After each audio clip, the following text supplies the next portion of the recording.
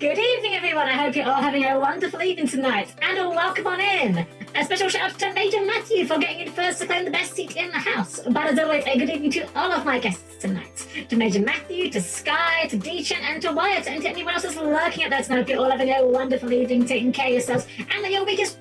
I was going to say your week is treating you good. No, it's Saturday. Your week has treated you good. I hope your weekend is starting well. That's what I meant to say. I know what time is. I understand how the linear progression of days work. Absolutely. And you guys are all doing well, though. Lovely to have you here, as always. Tonight we're going back to Frogun. I've been looking forward to this a little bit. It's been a week off or so, and I think in some regards I kind of needed that, because I'll admit I got just a little bit tilted at the end of the last time we played this game. Just a little bit. Hey, hello, welcome in, welcome. And yes, more emotes out. More emotes. So, the dumbness that is me has been rectified, at least partially. And I've now got it set up so that you guys have not only more emotes, but we have emotes for the followers as well as for the subs. I just genuinely didn't know that follower emotes were a thing. You would think that I would have noticed this when I went to put the new emotes in. No, I didn't. I'm actually very stupid. But that's okay, because it's been resolved now and we have the follower emotes. And I tried to make sure that we had the ones that were the most important ones. Like we got the heart for everyone, because now... This is going to take me like ages to get the hang of this. I no longer need to keep saying like, you know, you can use a heart, you can use a smiley face when we do our raid out, because now there's no excuse. Now there's no excuse. You follow, you get the heart emote. Boom, it's right there. It's free. It doesn't cost you anything. Apart from the infinitesimally small amount of energy required for you to move your mouse and click a button. I know, it's quite expensive in this economy, but hey, you know, nothing is truly free. But we've got the heart, we've got the lurk, we've got the laughing, we've got the cheer, and we've got the pointing. Because I wanted to try and use ones that I thought were ones that people would want to use, and also ones that I think are just fun, you know? So that's what we've got for that one. We're actually at the point now where I don't think we can have any more emotes. Well, maybe I'll pick of that. Let me see. Yeah, so we are actually capped on emotes as far as our number of slots goes. We've got room for more animated emotes, but as far as like static ones go, we are actually capped on that at this point, apart from I could do a tier 2 or a tier 3 sub emote, but honestly I don't really want to, just because honestly I don't expect anyone to sub it in the first place, let alone to tier 2 or 3, so I don't know. It didn't feel right to put anything there. That heart emote is pretty far. That is true, you do have to move your mouse quite far to reach it. I do apologise. What can I say? The Twitch UI is a brutal mistress, you know. Nothing can be done about it. But yeah, so tonight we're doing some more Frogun. I actually don't remember how far we were percentage-wise. I want to say we were like 44% through when we ended last week. I feel like we weren't quite at halfway, which is a little bit worrisome. I think this is like our third or fourth stream of it. I think third, because we had the first stream where my internet died, so that one got cut off a little bit short, I think. Something like that, I think. So I think this is our third, but either way, the game's a bit longer than I thought it would be, put it that way. No, it's been 5,000 years. No, of course, why? I hope your life is doing well. I hope that whatever has been disrupting it has been resolved in whatever manner would be comfortable for you. At the end of the day, no one should ever feel like I have to apologise for not showing up to a stream. I'm just here being a silly little robot on the internet. Like, you haven't got to be here. It's lovely to have you here, of course, but no one should ever feel obligated or feel sorry if they can't make it, obviously. It's like, I'm just here. I'm just here playing video games, and if you guys like hanging out, that's just kind of like a bonus, you know? That's great. I love you guys being here. Hey, Dad, welcome back. It's a silly little robot, yeah! Got the pointing emote. I love the point emote so much. The point emote might be my favourite of the new emotes, I'm not gonna lie. Deechan, thank you for your subscribing. Pog the Frog, let's go. You do in fact have access to the Pog the Jam emote.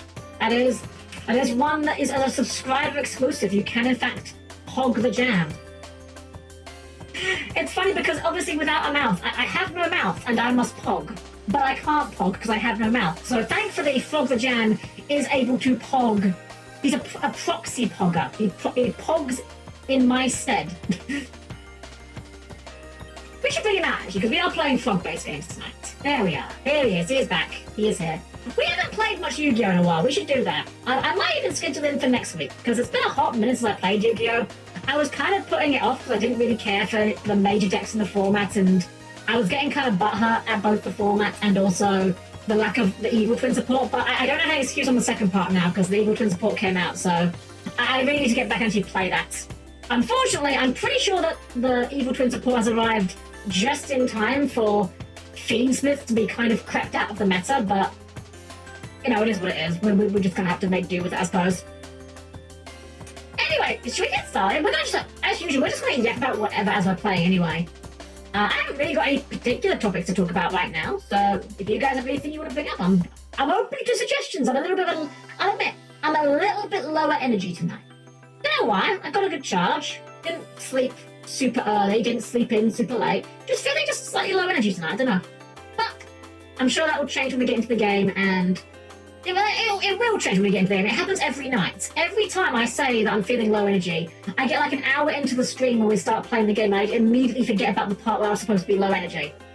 I swear I'm not just saying it as like a bit. It's not like a joke. I don't know, understand how my energy cycles work. Anyway, let's get into the game, shall we? Because I'll be honest, this game does not like being alt-tabbed, meaning while we're sitting here waiting, I have no background music going on. And I'll be honest, on some level that kind of drives me just a little bit crazy. I hate silence! I hate uncomfortable silence. I can't stand going to sleep in silence. When I go to sleep, I always have to put on the TV, and sometimes I have to put on a fan. Just because if it's too quiet, it actually makes me more, like, alert somehow. I don't know why. And that's kind of what it is here. Without any background music, it's kind of like, no, triggering a response I don't like. So please keep your arms and other body parts clear the closing doors. I'll see you by the game screen in just a sec. Alright, game is not here, but that's because it doesn't like being alt-tabbed. There we go. Game should have appeared now. There we are. We were only at 38%. I thought we were further than that. Oh my gosh. This game is long. Right, so we left off last time just before a boss fight because the boss fights are kind of the worst parts of the game so far, so I know, hopefully this won't be too bad. Fingers crossed. I do love the winter theming. Oh, great start. I do love the winter theming though. Like, ice levels can be a bit hit and miss, but like this is a very charming ice level. Okay. Oh, I completely forgot the controls already. Maybe I was thinking it was X to fire, it's actually B. Well, that'll explain it. I'm playing Yu-Gi-Oh! For years, it's chain like 1047 my posted on timeline that. I mean, that's Yu-Gi-Oh! That is Yu-Gi-Oh! It's like I always say to people when it comes to modern Yu-Gi-Oh! If you don't like modern Yu-Gi-Oh! Fair! I'm never going to try and convince someone that they're incorrect for not liking modern Yu-Gi-Oh! What I will convince someone is, if you don't like modern Yu-Gi-Oh! You haven't got to play it.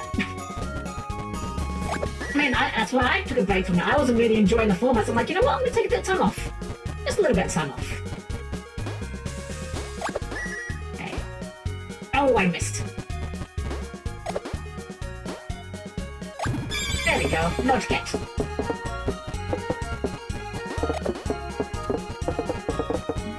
This area, this set of levels, it kind of makes me flash back to, God, this is a very, very specific thing I'm about to reference. I can't push buttons when people look around yet.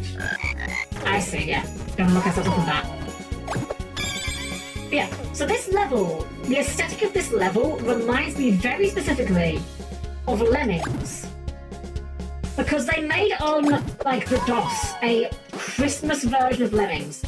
It didn't look anything like this, but somehow, like, the lightheartedness of it just makes me think, oh, it's a directional one. Just makes me think of Christmas Lemmings. I haven't played Lemmings in fact. I don't even know if I actually finished Lemmings, come to think of it. I think Lemmings was one of those games I had on, like, the Amiga back in the day. But because I was, like, a stupid child at the time, I didn't know how video games work. I mostly remember Lemmings because I used to like blowing people up. Because that's one of the things you can do in that game. You probably shouldn't read into any more of that. That's probably not worth reading into. Oh. Ha. Ha ha ha. Those blocks are clearly over something. Hey! I see. So we've got to do this without hitting the button, because there's, yep, that's the, so that's the, what do we call it? The skull. Obsidian skull.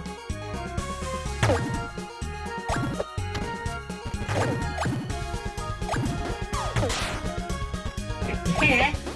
Wait, how do we get up there, though? How do we get up there?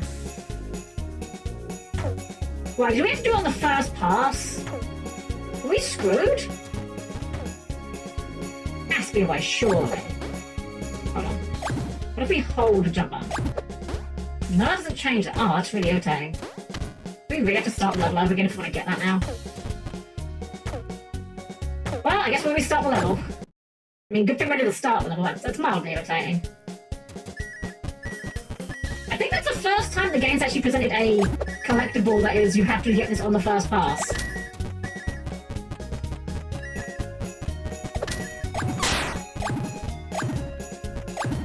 You post some bonus 50,000 to go, so like my options are nothing. I mean, it's a two-sided thing. You know, Yu-Gi-Oh! Is a game about stopping your opponent from playing the game, yeah? But that's actually true of every card game. The only difference is that Yu-Gi-Oh! Does it in a much more fast-paced manner. And if you don't like that, that's perfectly valid. I don't like Magic the Gathering because I think Magic the Gathering is the opposite. I think that Magic the Gathering is too slow and kind of boring. I've watched friends play Magic the Gathering and they spend like the first 3 turns just like, you know, dropping a land and summoning like a 1/1 guy who doesn't do anything. It's like, well, that's thrilling gameplay.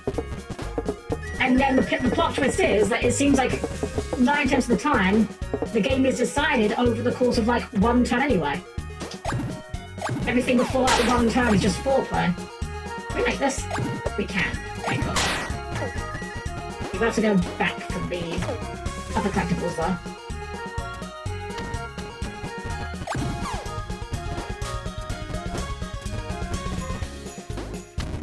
Hey. Oh, okay, fair enough. Hey! Hey! That's fine, we'll just face tank it. The only hit point that actually matters is the final one. Right, let's go and cut that checkpoint now. Hopefully we didn't need that for anything else. Okay. Oh. I'll be honest, I looked away for like a fraction of a second. I have no idea how I died there.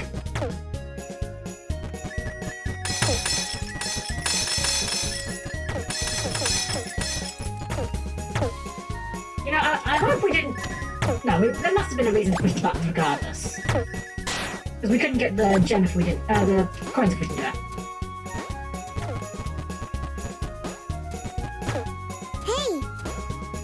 Oh, we actually need to... You guys... You got coins? Hey! Hey! We don't have coins.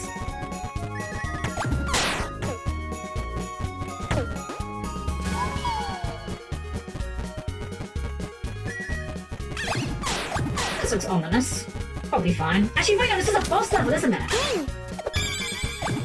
Right, so of course it's a short level. It's a boss level. Okay, I guess that makes it a little bit more excusable then that you could have missed something the first time around. Yeah, all the coins. In we go.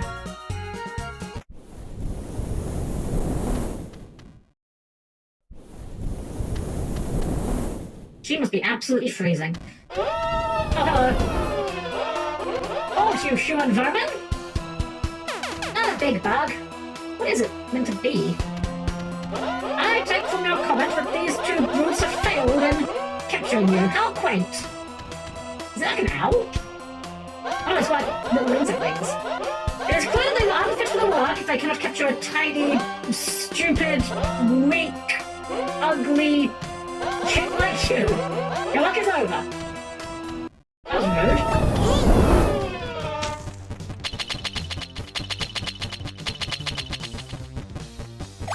Okay, that doesn't actually do damage to you.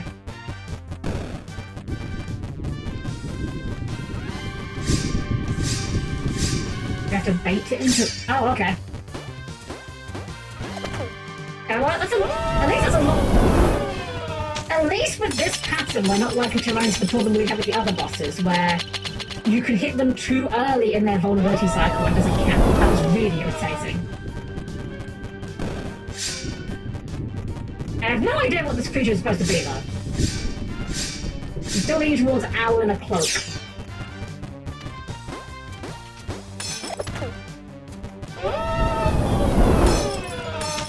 At least this one's a pretty quick cycle. The water skater guy was really slow.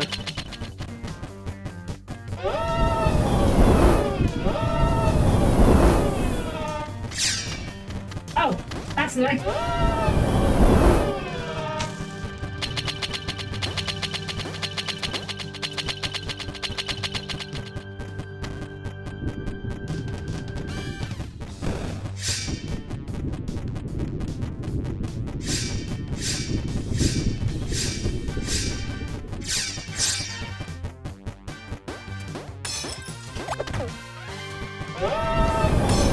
Seems like the bosses seem to be 4 hits, which is kind of irritating. I just expect it to be 3. Oh. Hey! Oh. Right, gotta keep moving out the way of those. Hey! Oh. I thought I did it that time, but I guess not.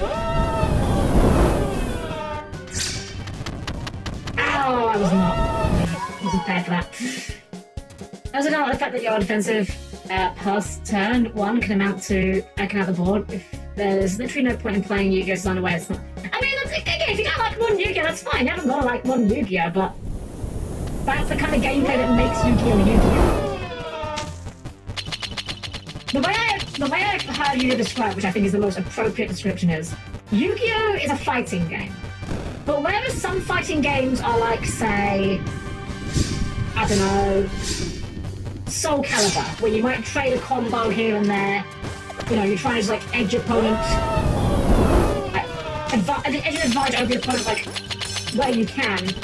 Yu-Gi-Oh! By comparison is like Marvel vs. Capcom 3, where one side blinks and then the game's just over. And if you don't like that, that's perfectly fine. There's nothing wrong with that.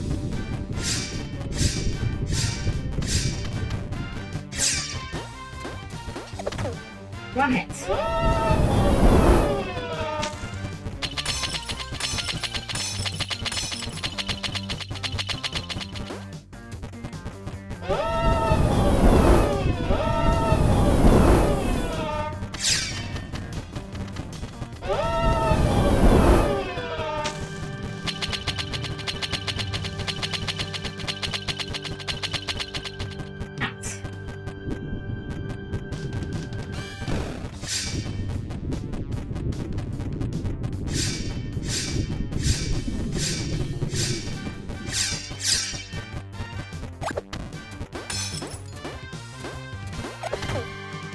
I think it was third hit? Or was it second? I've lost track. I'm not paying attention. I'll admit, the boss fights in this game, not the most exciting part of the game. I would not be sad were they removed. Platform games in general seem to always struggle with boss fights being interesting. Like, I think a lot of platform games, they are at least. They are at best okay, and at worst annoying. It's always like fine. It's not the worst boss I've ever encountered, but like...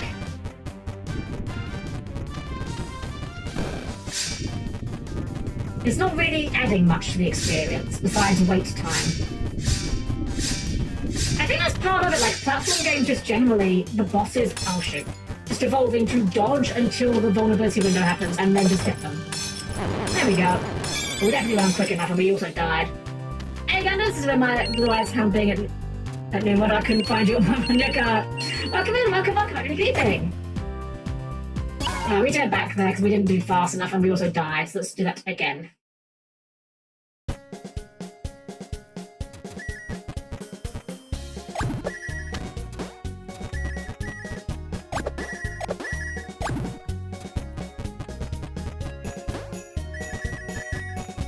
At least we already know how to go fast here.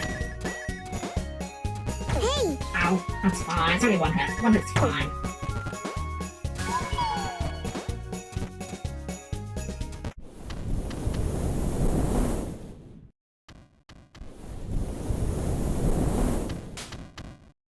I'm good, gonna hit it. People pay money to watch casual tournament fight just to watch them move themselves dying. I mean, at the end of the day, if you don't like the game, don't play the game. It's really not that complicated, Wyatt. I don't like fighting games, so I don't play fighting games. I don't like Magic the Gathering, so I don't play Magic the Gathering.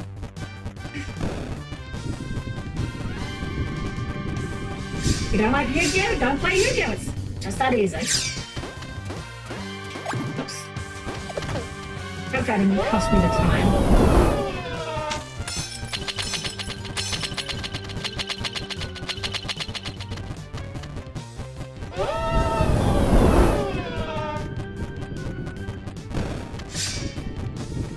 We can also do his death, so I don't think that's going to be hard.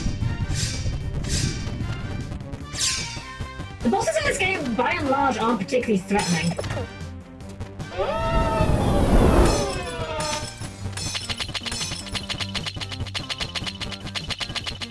Which I think is kind of another theme of, like, platform game bosses in a way. Like, I can't think of too many platform game bosses that I found, like, actually dangerous.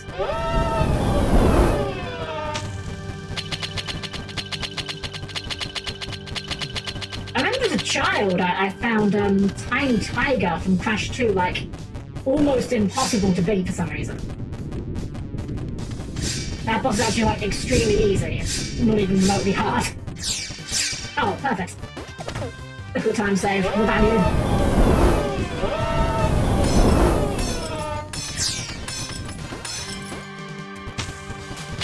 Oh! Hey! I'm in game for us a second there.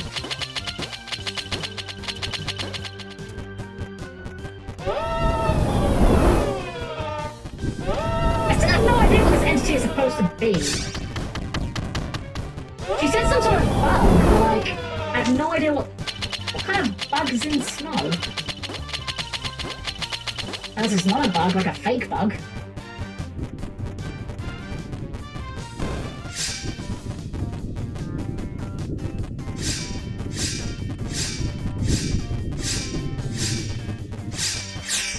Oh, really?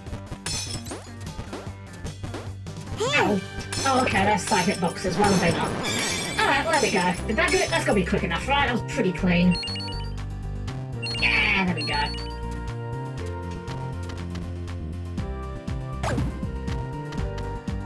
Did we get another health upgrade for this? Batman! Bestow upon us more hats.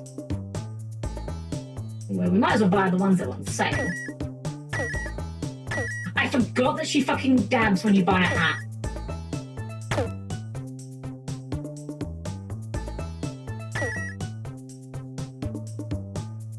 Yeah, we spent all the coins we can.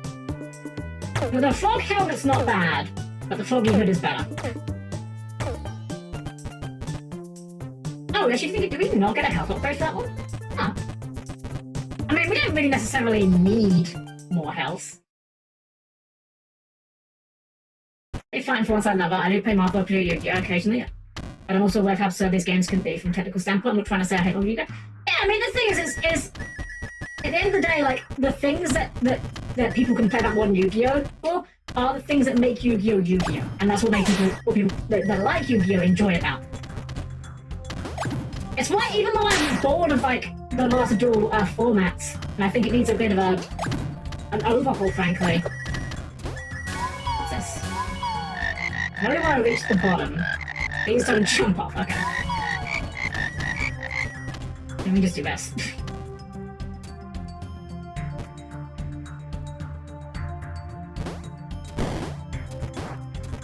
Easy.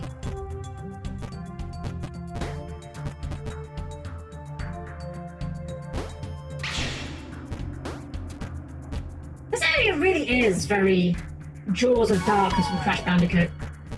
Well, I say this area, this level is theming. Hold up.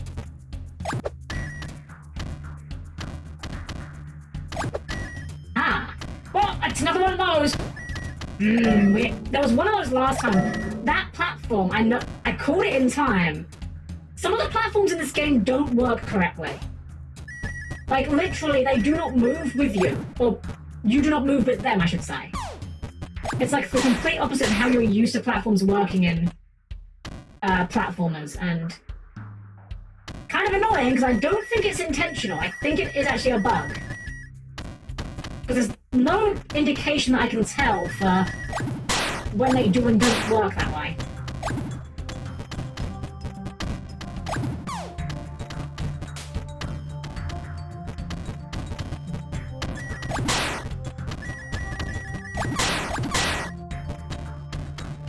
Oh, this camera is not used to having not used to, that's not the word I'm looking for. This camera is not comfortable with close quarters, also it messes up, haven't we? Maybe? Maybe we have? Maybe we can grapple over there? Would be nice, but I can't see what's going on. My game! Oh my gosh, the camera. Yeah, we need to reset to get that, don't we? Oh well. That's fine, we were never getting deathless on the first try. Hey!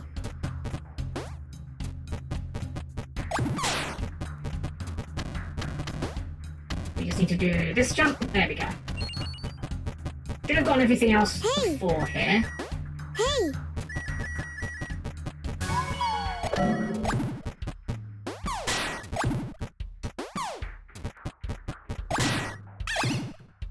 Oh, I just want to grab I just want to grab a ball, that will do. Grab you directly. Oh, pardon me, I do apologise. Like I said, I don't know why I'm kind of tired tonight.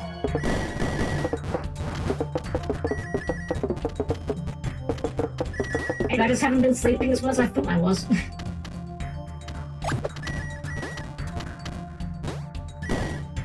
Ah, yeah, too slow, too slow.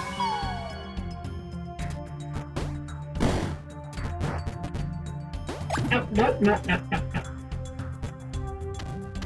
Too early. That's fine, it's fine, everything's fine. Okay, I'm not arguing against, I'm just saying there was some instances where you go, alright, that's bullcrap and that's the pre-air, because I think even the most experienced Yu-Gi-Oh players capable of going, alright, that was again. Oh yeah, I mean, any card game, you're gonna have times where you just don't have the answer, yeah, so that's kind of the card games.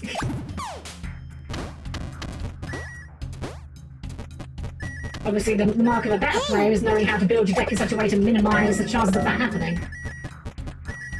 And when I say a better player, I mean a better player than me, because I'm terrible at deck building.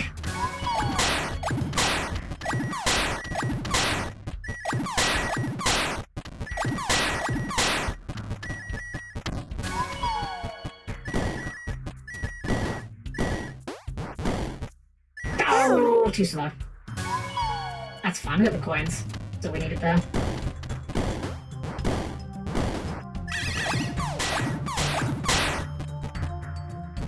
Blue button over there.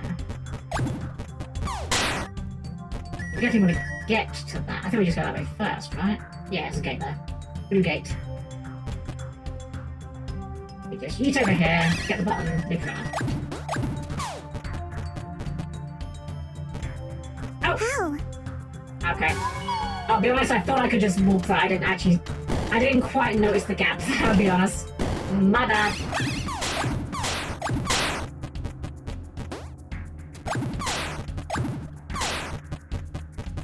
You know a game that I've never played that I kind of want to play? I don't actually know if it's on Steam though. I have no idea what formats is available on these days. And that's Banjo-Kazooie. I've never actually played it. I have a Nintendo 64. I actually have, like, I think 3 Nintendo 64s, something like that. The only reason why I have so many is because years ago I was trying to get some controllers for the N64, and no one was selling just the controllers. It was really hard to find anyone selling a working N64 controller for a good price. But there were lots of people that were selling, like, an N64 with a controller. Often for, like, the same or even sometimes less price than a controller would cost. So I was like, I mean, I don't need an extra N64, but, like, I would say no. I'm gonna find my audio mod there.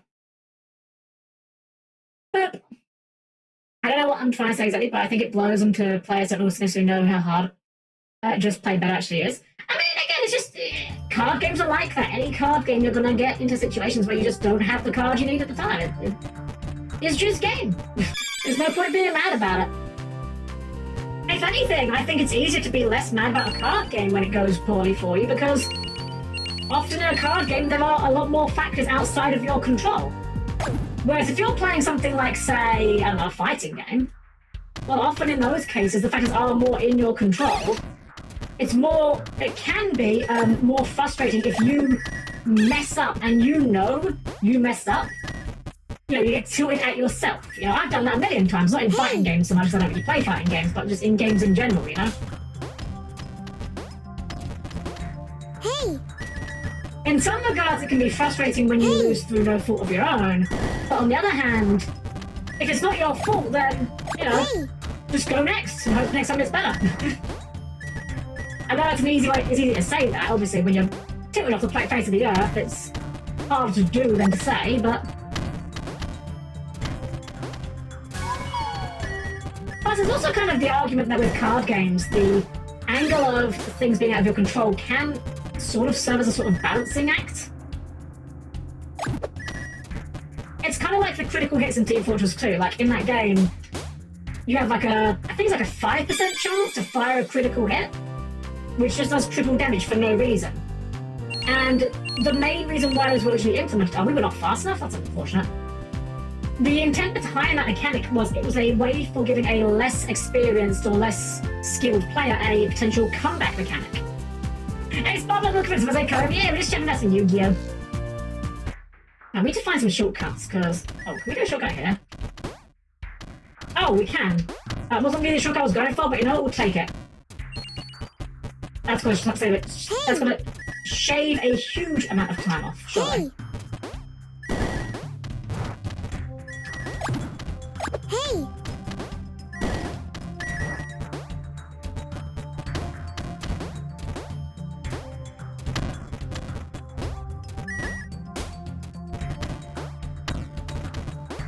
Okay, I feel pretty good about this one. We should be able to do it this time, I think.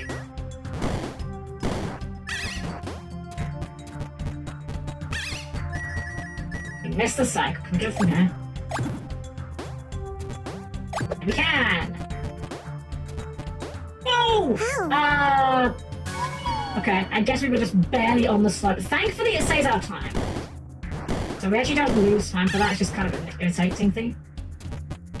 Mild annoyance as well is the fact that the cycles reset when we die.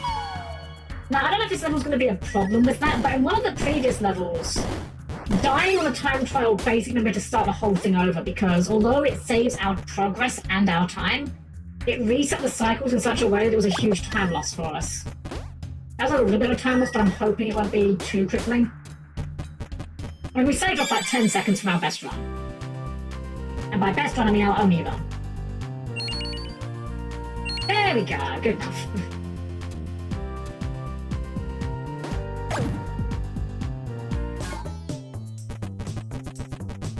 Wait a sec, hold on. That level, steep descent. I don't know, I'm just getting flashbacks to like Stormy Ascent from Crash Bandicoot. Lava! Oh, that is a very bright lava land. Hey! Okay, lava is pain but not death. Okay, don't you dare shoot me at those lava slugs. That tongue hurts real bad, you know. Okay, but what if we do? Oh, it just works, okay. Can we not kill these? We can, but not with the tongue.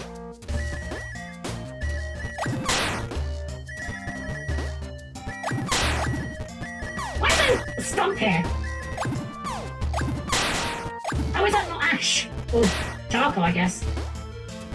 There's the notes.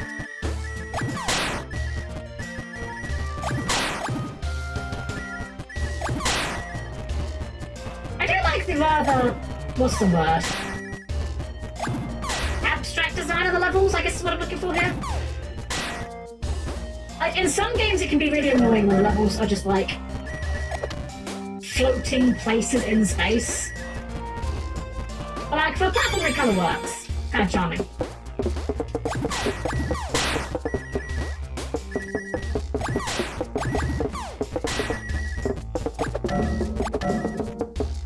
hold over there. There seems to be anything over that side. Oh, that's because that's how we get up. I see.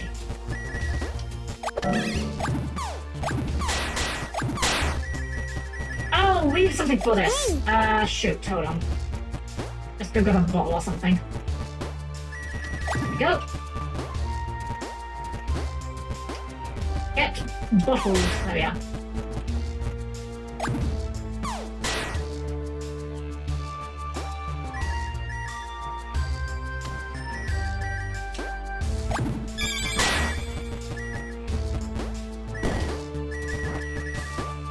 I think we got everything up there. Oh! I guess it's a firefly. That firefly is not a good joke. Where'd you kill you? You can, okay.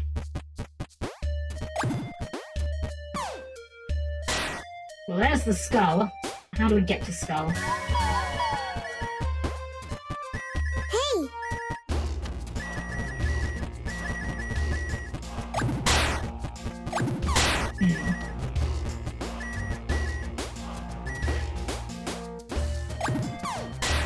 There's another card game separate thing. There's more, so if someone wants to come off you to stop it. You're doing Yu-Gi-Oh! Yeah, you have a cue to stop it Yu-Gi-Oh! It's called hand traps. That's what you do. You play hand traps for going second. It's part of why Master Duel is a worse sport, because Master Duel, you can never rely on going first or second because it's the best of one. That's part of why Master Duel sucks.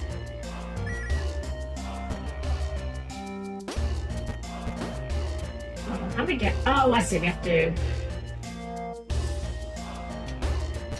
No, that wasn't what I was trying to do. Shoot. How?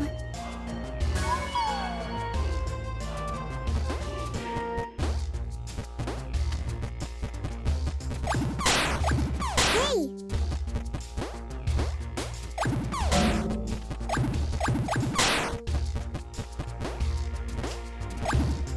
Did we get these bottles? I can't remember. Oh! How? Damn it.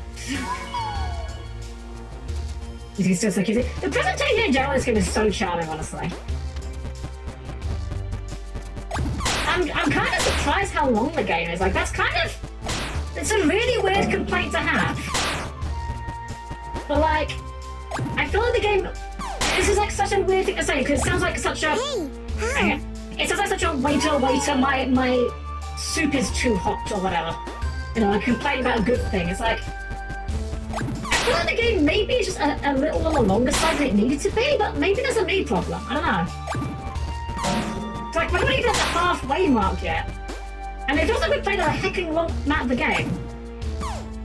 I don't want to 100% it, but I'll admit, it is like just ever so slightly... What's the word I'm looking for here?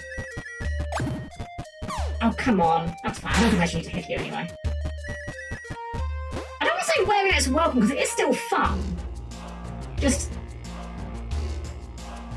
Again, it feels like such a weird complaint to make. Like, oh, there's too much content in this game. This doesn't do enough to... You know, like, yeah, I think that might be it. I think that might be it. Like, again, nothing I'm doing here feels unfun. It's not a bad... The experience is not bad by any means. It's just... It feels like we haven't significantly added mechanics from minute one.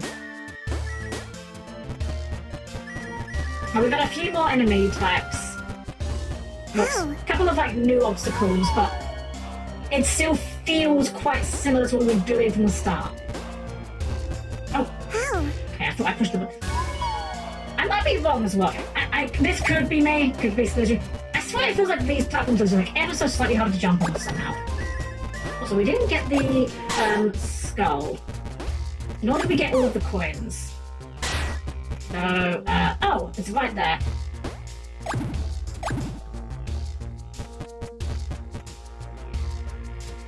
And now you'd expect another mechanic or something to take up. Yeah, like, we've had, like, 3 bosses. And, like, I'm not saying the game needs powers. Like, you know, there are plenty of platformers that do not have power-ups, but I feel like that it would have been a great opportunity to introduce some other mechanics to work with. We also have still lost, we're also missing some... We're missing 2 coins. That's irritating. Oh, there's a coin right there. Literally just right there.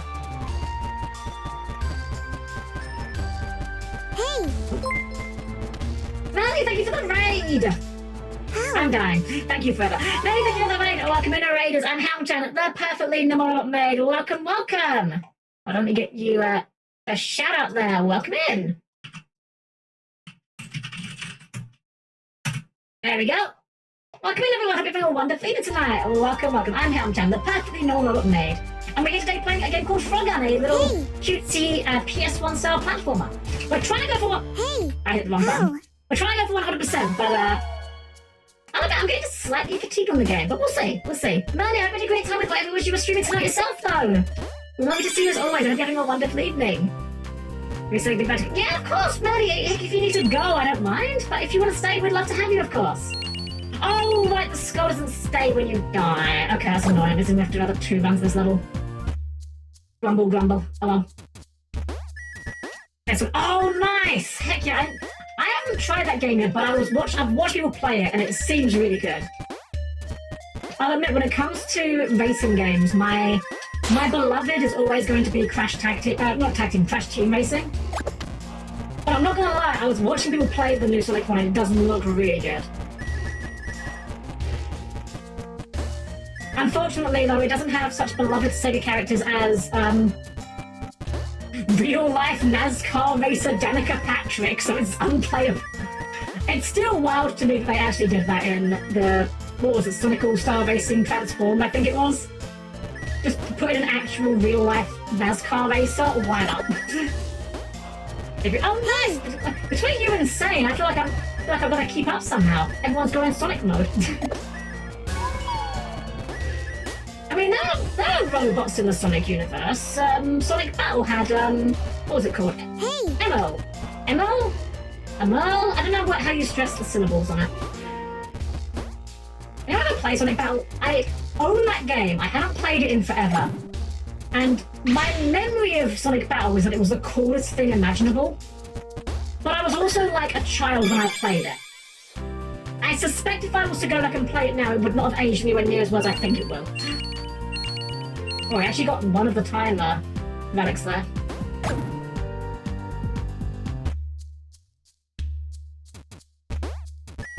Okay, if that was enough to get any time relic, then we probably have enough to get the other one just by going the obvious route. Let's use it for Emerald the Chef. I haven't. Is that a Sonic character? I'll admit, my knowledge of the Sonic lore is spotty at best. I was never really a big Sonic girly. Well, actually, that's not entirely true. When I was, like, really young, I did get the UK exclusive Sonic the Comic. Which, at the time, I remember thinking was really cool. I have no idea if it actually was. Hey! But, like, Sonic for me was never, like, a huge must-have system seller kind of game. Like, I didn't even play... what do I call it? The first Sonic Adventure until, like, way after its original release. Hey, no, keep on welcome in, welcome. I'm in the game tonight. Wow, that wasn't quick enough, really? That's irritating. We'll know we've gone quick enough when we get the diamonds around the circle in the middle. There must be a shortcut here I'm not seeing. Like that.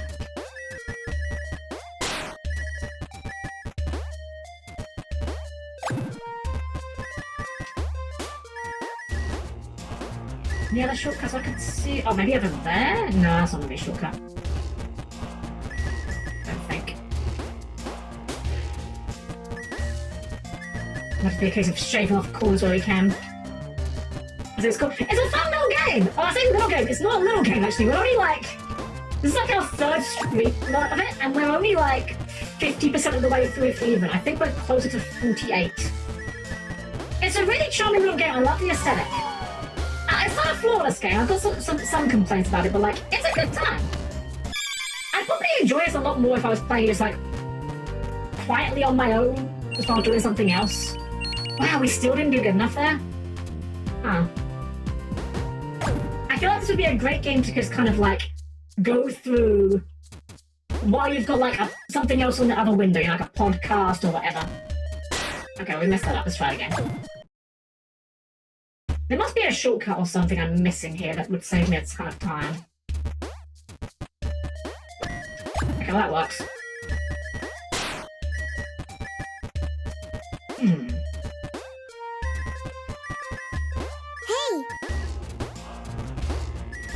We go that way. Does that get us a shortcut? I'm gonna try this. I'm gonna...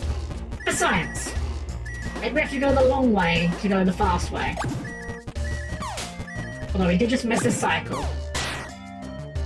I feel like it's very unlikely this is going to save us any time now. In fact, no, it's definitely did not. Did we just click through the floor? Oh, whatever. Resets the time anyway. Hey!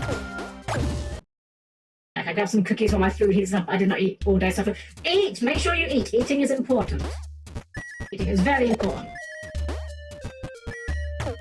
Oh, this is really not going well for me, this particular level. Oh, Falls, thank you for the gift stuff for Melanie. Thank you so much. That's so kind of you. There we go. There's obviously like a shortcut here I'm missing that would shave a lot of time off. I'm just not quite seeing the line yet.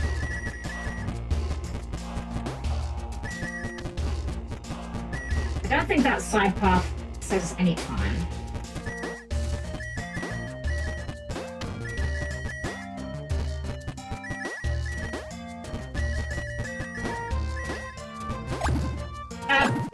Okay, sure. How?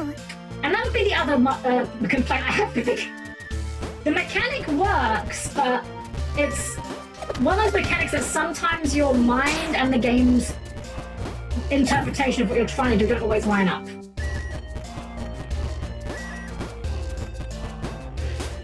It's definitely a skill issue, but it can be very hard at times to tell what's going to happen when you push the button. Like whether it's actually going to connect with the thing you think you're aiming at or not.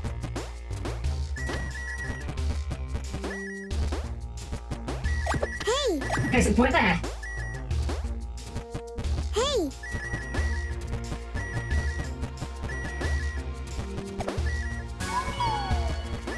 Hey! Okay, I thought it was going to pull me into the door. I guess not. I still don't think we've saved enough time here, though.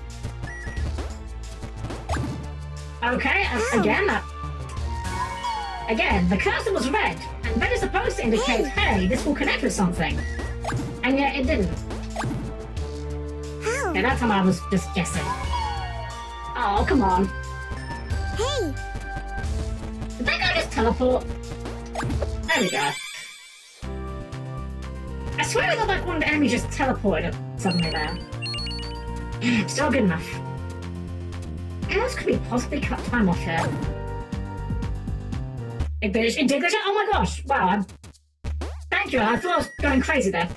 Oh my god, come on stage, thank you for your prime! Thank you for starting the hype train, I really appreciate that, thank you so much, that's so kind of you. Thank you for starting the hype train for this extremely mediocre gameplay on display.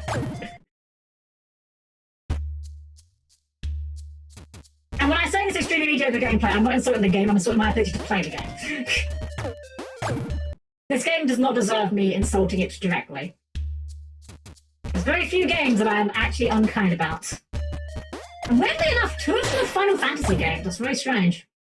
I'm supposed to like that series, but you'd be forgiven for thinking otherwise. Sure, that works. Where else can we cut a corner off here? Must be something. Can we go like... No, that wouldn't work. I think. This corner's pretty slow here. I'd love to shave something, but I don't know if there's any way we can. Hey! Okay, let's bounce off the wall. Literally just bounce off the wall. Rumble, rumble. Hey!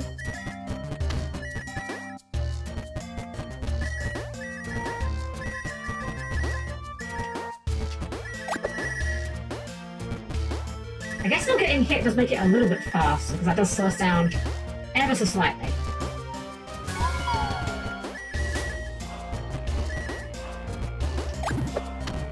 That wasn't even faster. Largest Edge fan chat. Edge is so bad! Edge is like the... okay, not the worst character in the franchise, but he's easily the worst character in the game that he's in. I think I'd sooner have Sid as a full-time party member than Edge. That's how bad Edge is. At least Sid doesn't die when you look at him funny. He doesn't do much else. Okay, I'm gonna try something. Can we like... Hey, how? Okay, we can't damage boost across that. Can we damage boost across this? Hey! Yes, we can. Okay. That saves us a bit more time.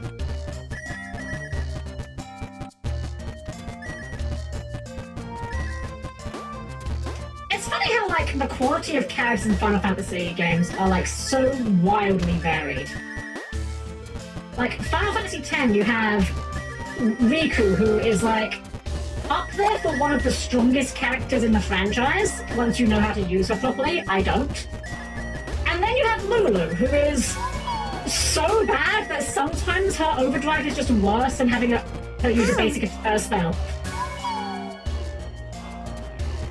I'm sure that, like, I guess in theory, like, Ultimate Fury could be good, but, like, why would you get to that point? Okay, we saved a lot of time now. Hopefully that's good enough. Hopefully that'll do it. Really? That still didn't do it. 42 seconds was not good enough. We need to save more time. More skips.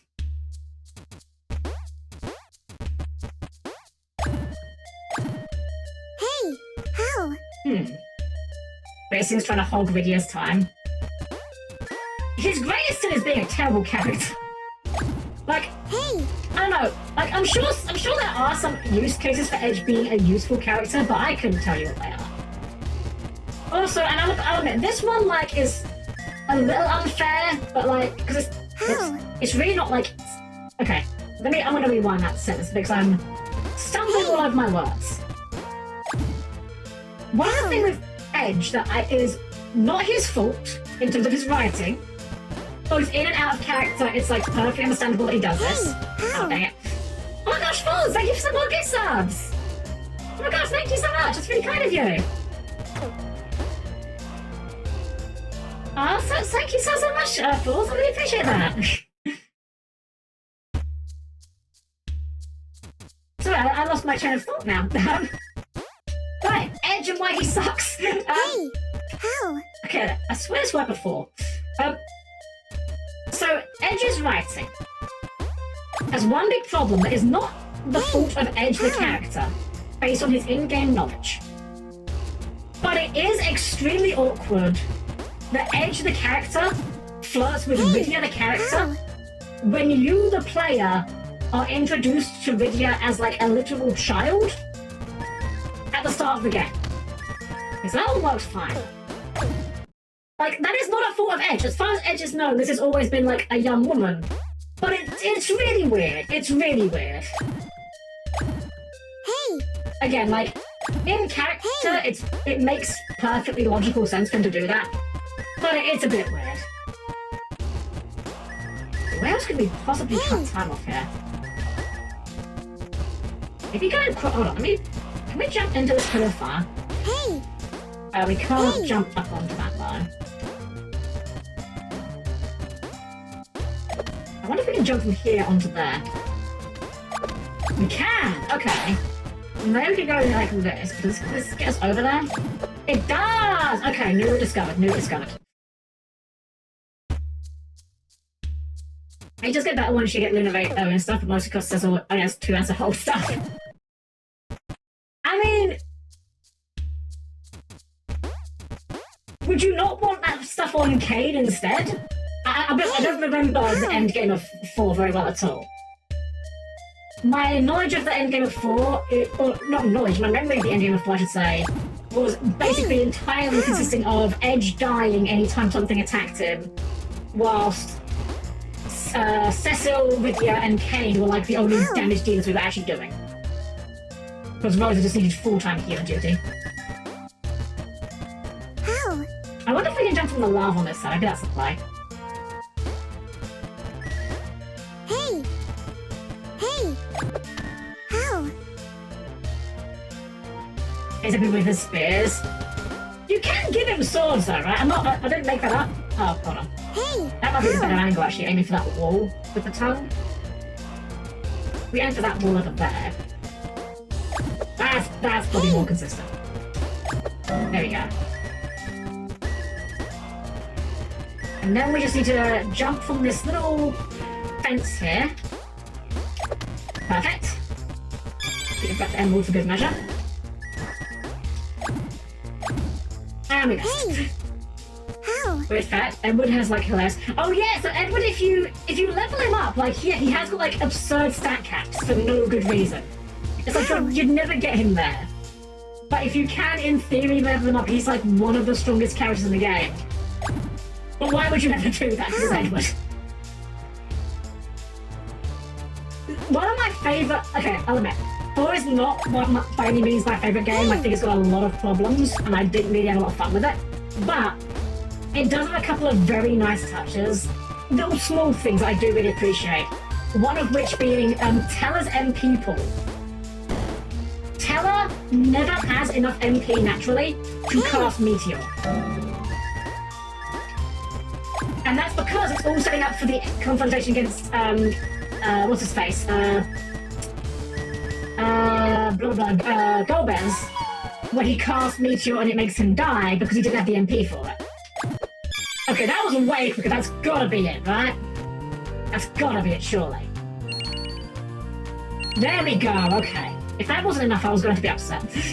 God's a call and GB version that she left and she was there for me alone. I mean, look, if you wanna... Hello, oh my gosh, thank you for 5 gift subs, oh my gosh! Thank you so much, that's so nice of you! Woo! More subs! Thank you guys, that's so nice of you guys, thank you so much! I'm still not going to say anything nice about FF3 though. I'm joking. You're right, the guy had to... Oh, thank you. We're still only at 44% though. How is this calculated? Like, these collectibles must be worth like nothing each. Hold on, I'm doing maths. Hold on. We're doing maths in real time. Hold on. So there are 8 collectibles, or 8 types of collectibles. We have 20 of them. So that means there are a total of 20... times 8 collectibles we have collected, 160 collectibles, 44 divided by 160 means that every collectible is worth 0.275%. That feels like it can't be correct. That feels like way too low. I wonder if this is one of those games where not all the collectibles count towards percentage, maybe. Like, maybe the diamonds are just, like, for flexing. And only the regular time is required. I'm not sure.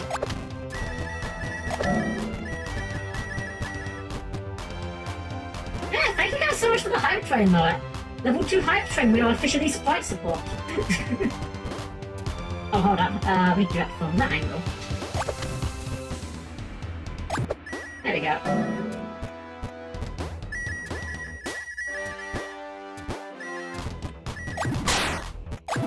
A little bit more intense suddenly. This is a little bit Bowser's Castle, isn't it? Oh, hey, we've even got the rotating fire bars. It just is Bowser's Castle.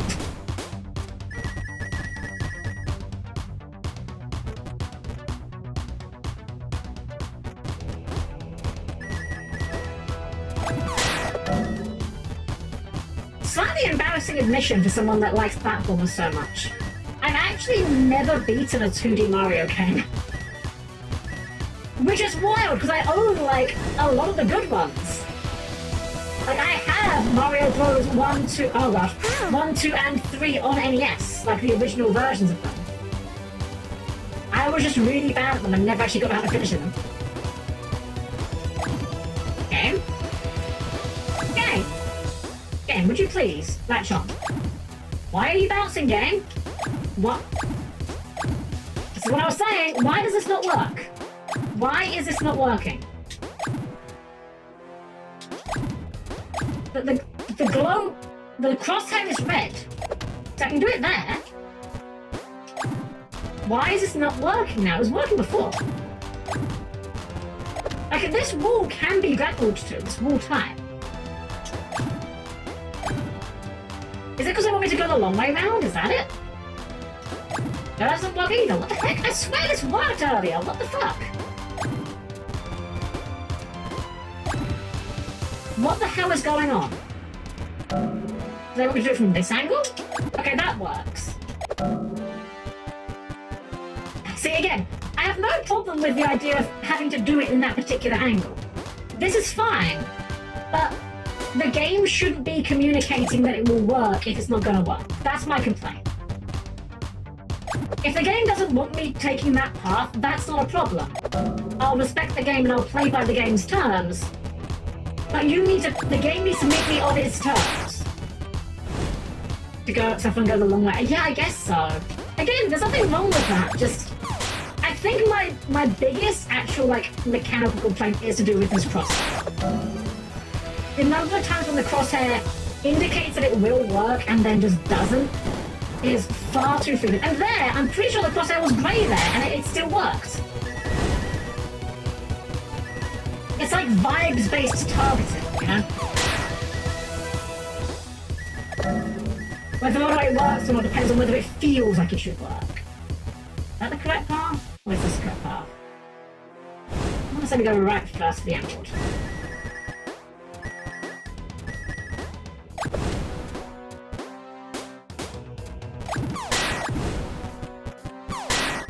There's the skull path. Gotta find the skull entrance.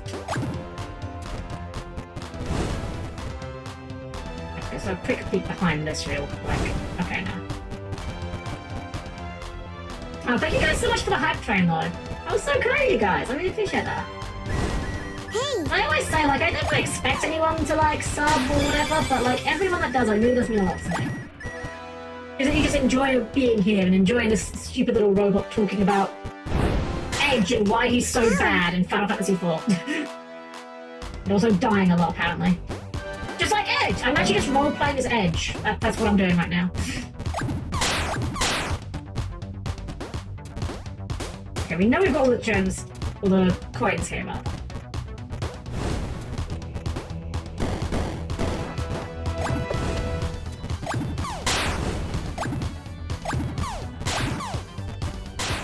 We went? No, we didn't get did we get the bottle up there? Oh, I can't remember.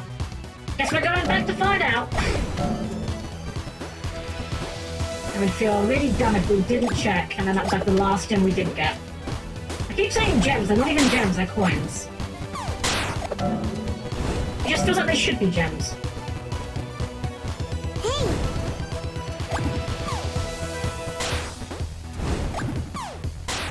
Okay, we didn't need that after all.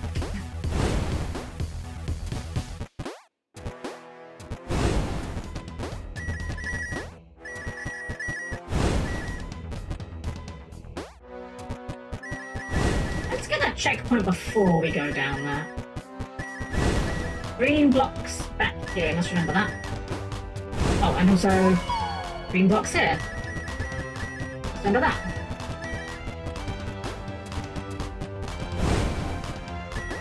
Hey! Oh, that's a bit cheeky.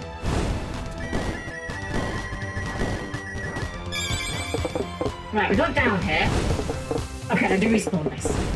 I do Robo give up and call them shinies after a while.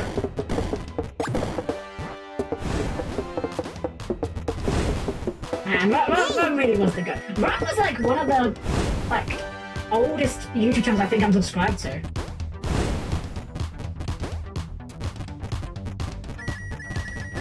And like I might watch all of his stuff these days, but like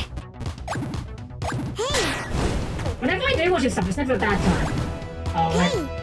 Taking a lot of damage here. Taking a lot of damage here. Should probably try taking less damage. I find it's quite good to avoid dying.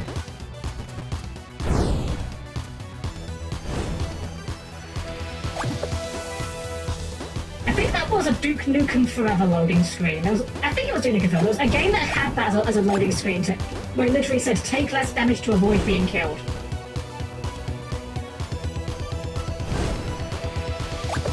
Oh shoot. In the same vein actually, so gosh, real tangent here. Anyone ever play Batman Arkham Asylum? I know it's not exactly a relevant game, or even a modern one, but that was like one of the very first games I ever played on the PS3. I bought myself a PS3 and had no games for it. Insert your own joke about the PlayStation not having games here. So I borrowed some from a friend. And one of the games he liked was Arkham Asylum. There's a scene in that game very early on, which I don't quite... Spoilers for Arkham Asylum, I guess, if you somehow care. Spoilers for like, what, 15-year-old game? I need to find out, hold on. Hold on. Let's have existential dread together. Batman Arkham Asylum. Release date is... August 25th, 2009. So... that would make that... I can't be bothered. Well, I'm really tired. I can't be bothered to even do that much maths. What does that make that? Okay, well, 17 years old. Okay.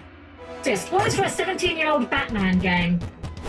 Hey! So there's a scene in that game quite early on where the beginning of the game gets replayed. At the beginning of the game, you see the Joker being wheeled into Arkham Asylum. He's all like strapped up to like a... I don't know what you call them, like a restraint, I guess. And later in the game, they replay that segment, but this time the roles are reversed. Batman is the one strapped to the restraints, or whatever you want to call it. And Joker is the prison guard who mocks him and eventually shoots him in the face. Now, this is part of a segment that involves the Scarecrow character and his fear toxin. There's a lot of like ways the game fucks with you in this section. Like at one point the game pretends to crash just to mess with you, the player. Also, I just realized those blocks there. I don't know if we want those blocks to be there. Guess we'll find out at the end. Yeah, so the game is constantly messing with you, the player. And after that segment plays out, after the Joker shoots Batman in the face, it like smash cuts to a loading screen and acts like you got a legitimate game over. And then it says a different loading screen tip depending on what system you're playing on. Okay, we did get all the points. If you're playing on PC, it says something along the lines of turn the mouse upside down to dodge Joker's attack. That makes it extremely clear that it's some sort of joke, some sort of fuckery is afoot. Because obviously, turning your mouse upside down doesn't do anything. On the PS3 version, though, it comes up with the message, use the middle stick to dodge the Joker's attack. And I'll be honest, the first time it showed up, I thought, oh, they meant L3 or R3. And then I was very confused when it loaded to a completely different section of the game, because that's the joke. Like, the joke is that there is no middle stick, there's only two analog sticks. And here I was being like, wait, but what? It's just called L3, just call it L3. Oh, we didn't get the thing. I don't think it matters though. Hopefully.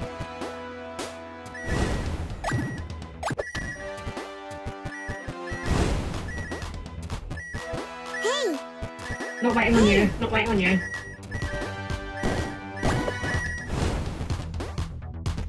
Gotta go fast! Hey! There we are. Evil twin founder going for loads. Straight jacket. Well, I know what a straight jacket is, but I was more thinking about like. Okay, that actually wasn't fast enough. I was trying to think of the name of it. It's like. It's not a wheelchair. It's not a wheelchair I'm looking for. It's like it's like a wheelchair, but you're stood up in it. I don't know what the. It's not a gurney. A gurney's like a bed, isn't it?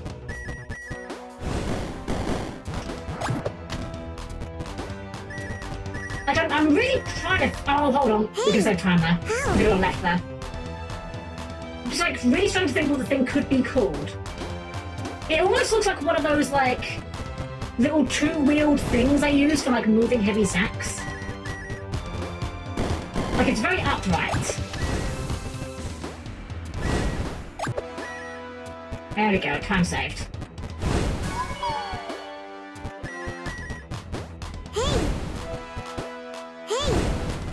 We can save a bit of time with that. Don't. Ow.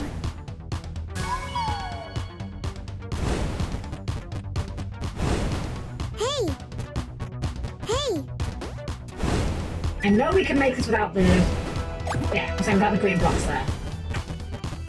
This feels like a very long part. There has to be a way of doing this quicker, surely. How? Ambulance stretcher? I I guess maybe that's what I'm looking for. Like, in my mind, a stretcher is like a bed. Like, maybe that's what they're called.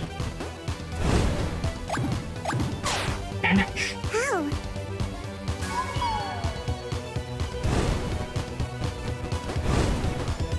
So we just cut across here.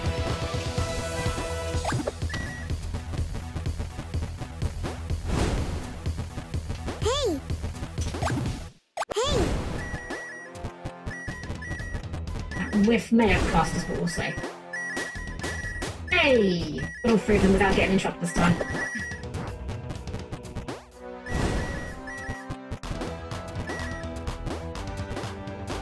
Alright, let's see how that goes.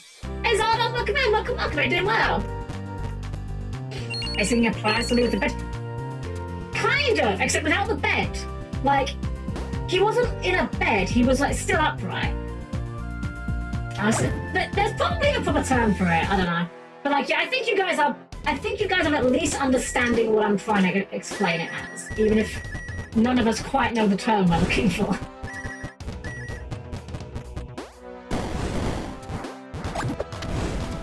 Okay, so we can cut across this corner here.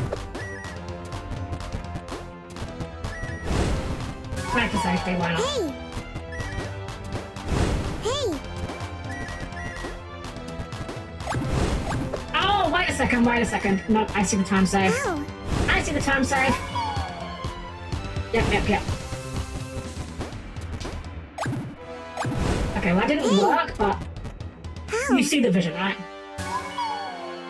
It worked from here, but not that far across. There. Maybe. How? Maybe. Maybe getting to the stairs. There we go. I knew there'd be something around there. Hey!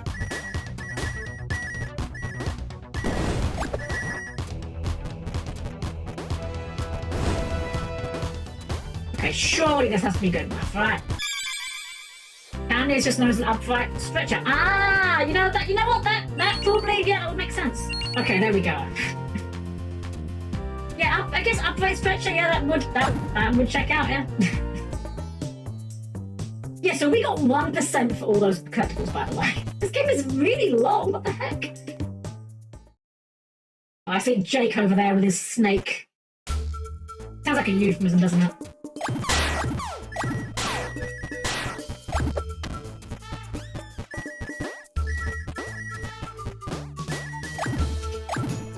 Okay, you wanna latch onto that, please?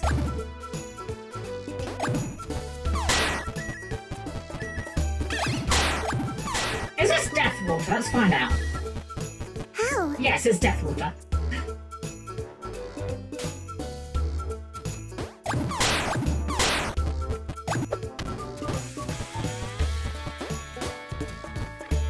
Oh, I remember this track now. This was the one that I said sounded like, it reminds me of Tasmanian Tiger. Not like a particular entry from that game. Not like a particular soundtrack song, rather. You know, you can shoot me again after ziplining and crashing on something. Yeah, I see what you want me to do here, but I'm gonna do this first.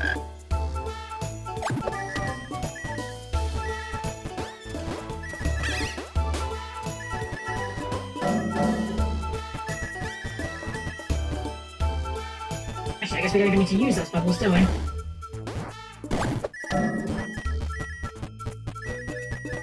And really, there's no way the bubbles are gonna have coins in, surely not.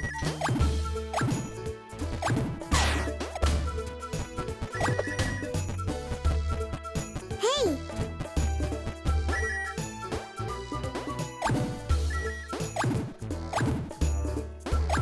How is that missing? There we go.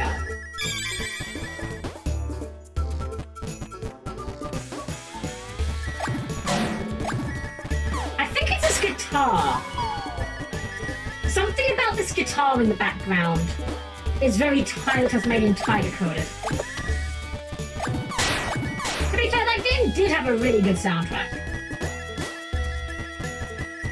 The shame that it's kind of like Hey! turbo dead as a franchise, though. I never played it, but I do have the fourth game on Steam. It's just like a platform game.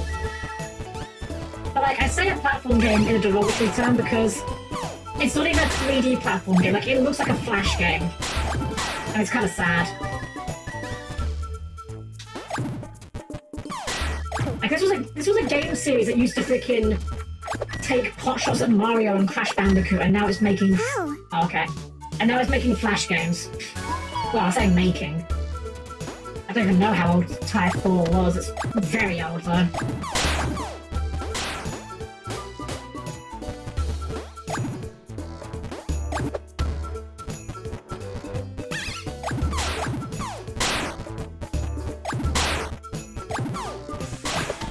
How? Okay. I did kind of want to just pull the switch, but I guess it's fine as well. How? It's just about ukulele after I went 2D. Wait, they went 2D with ukulele? Really? I had no idea. I'll be honest, I played, like, maybe half an hour of a ukulele game. I could not even tell you which one. And, I put it away and never thought about it again, because it was a really bad experience. I did hear something about them, like, re-releasing it with, like, a bunch of changes. Maybe it's good now, I don't know. All I remember was that it controlled really poorly.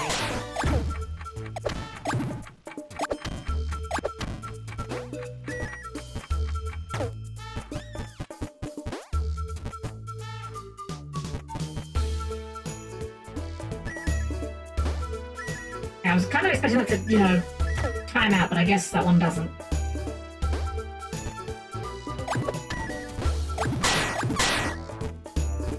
I suppose it's not ticking, so I guess that's... Oh, almost missed that point.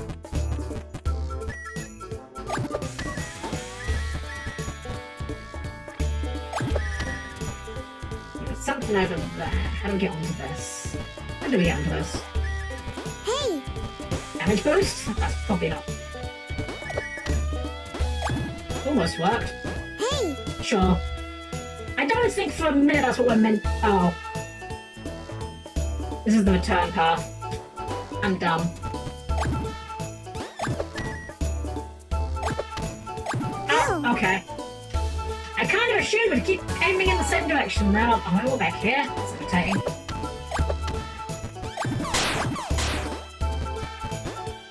Hey!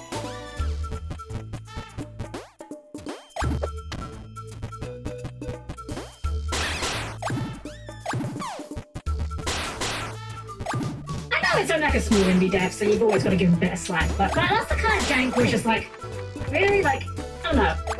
If you're doing your game that has one mechanic you do very well, which is a great thing. I love games that have one mechanic they do very well. You kind of got to make sure it does it very well. And consistently. I forget if I've mentioned this during one of our streams of this game, but that's part of why, when it comes to tabletop RPGs, I am a proper rules lawyer. I know some people, like, drop the term rules lawyer as like an insult. I don't think of it as an insult. I think of it from the perspective of, we've sat down to play this game. For us to have the most fun playing this game, it's important that we're all on the same page about how said game works. Like, I always say this when it comes to, like, rules in games. I will be the person that will remind the DM of a ruling, even if it hurts me, because I think that it's the best way to play the game is to play the game by the rules as we agree upon them, you know? And to that end, that's why it's kind of irritating when the grapple in this game doesn't work as it's advertised as working, because that's what the game is telling me the rules are, and when the game breaks the rules, that's when it feels bad.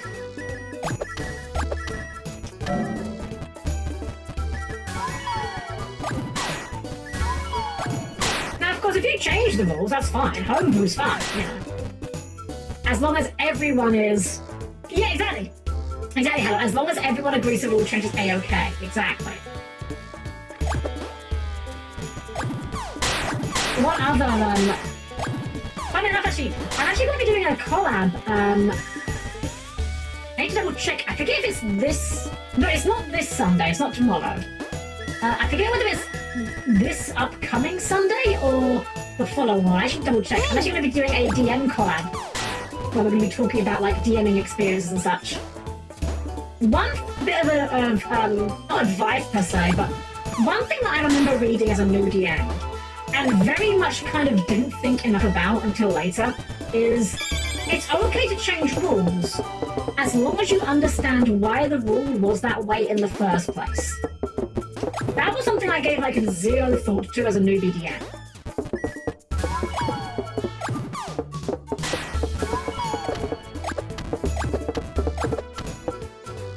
It's also very easy as a new DM to kind of be on the receiving end of the players doing something very good and want to knee-jerk, like, ban or nerf it. And it's like, you realise, like, well, first off, it's not you versus them, for starters. Like, the players and the DM are not aggressors against each other.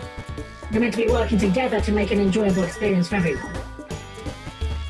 But also, like, if you ban out the best thing they can be doing, they'll find something else that'll piss you off just as much. Hey!